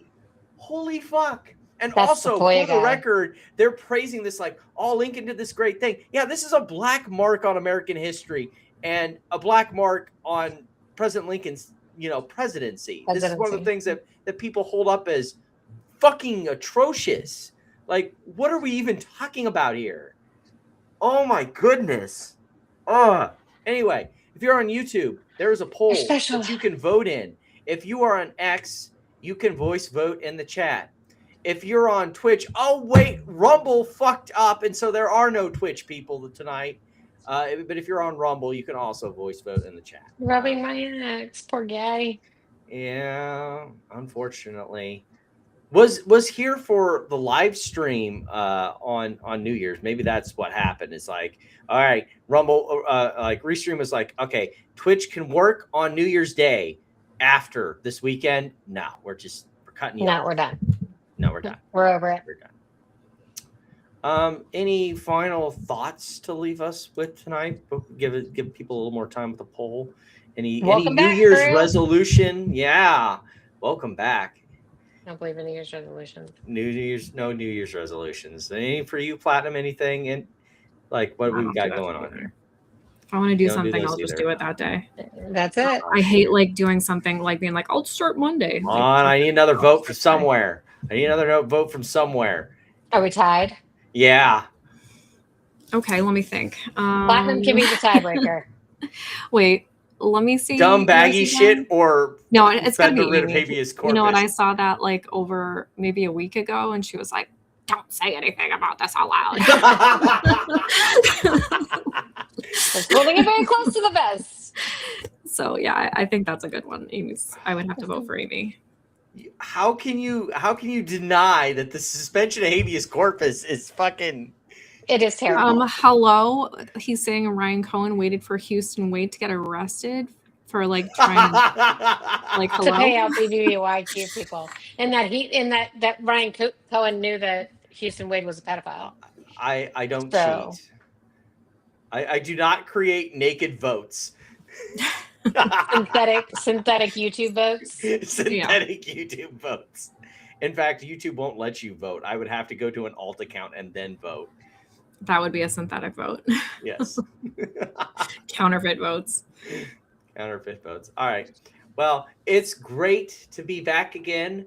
I will definitely have more edited content coming out in the future, especially as some of these AMC baggies are dropping like flies, and I can do what I've always been planning to do, which is like before we did the live streams, my original idea with Princess Amount Stupid was to be like a video documentary series of the journey of some of these fucking grifters and just their epic peaks and then just absolute collapse.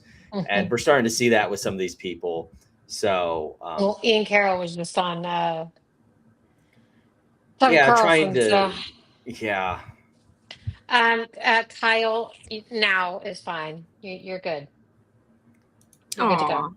I never dispose of any cards because I would feel guilty. It's true. And I also still have just make sure you take out cards. I mean, and just make sure you take out the presents if there's like money and gift cards in it. No. Toss those out so I can get them. Like I'm working on like a birthday card right now. Like I hand make all the cards. So oh man. Like would you throw that away? That would be sad. Oh my gosh, the guilt trip. I even still have in my work inbox birthday emails from back in September. I'm with Platinum. I'm just like weird. Yeah. Like that. Yeah. I just save all my cards because like I don't know if someone was like thoughtful enough to give me a if card. they get lost in a move, whatever, but I just keep them. Yeah, I was gonna say until you move and then you throw it all away. But just hang on to it, I guess. Yeah. Potentially. All right. So recycle it at least. All you have a great rest of the weekend.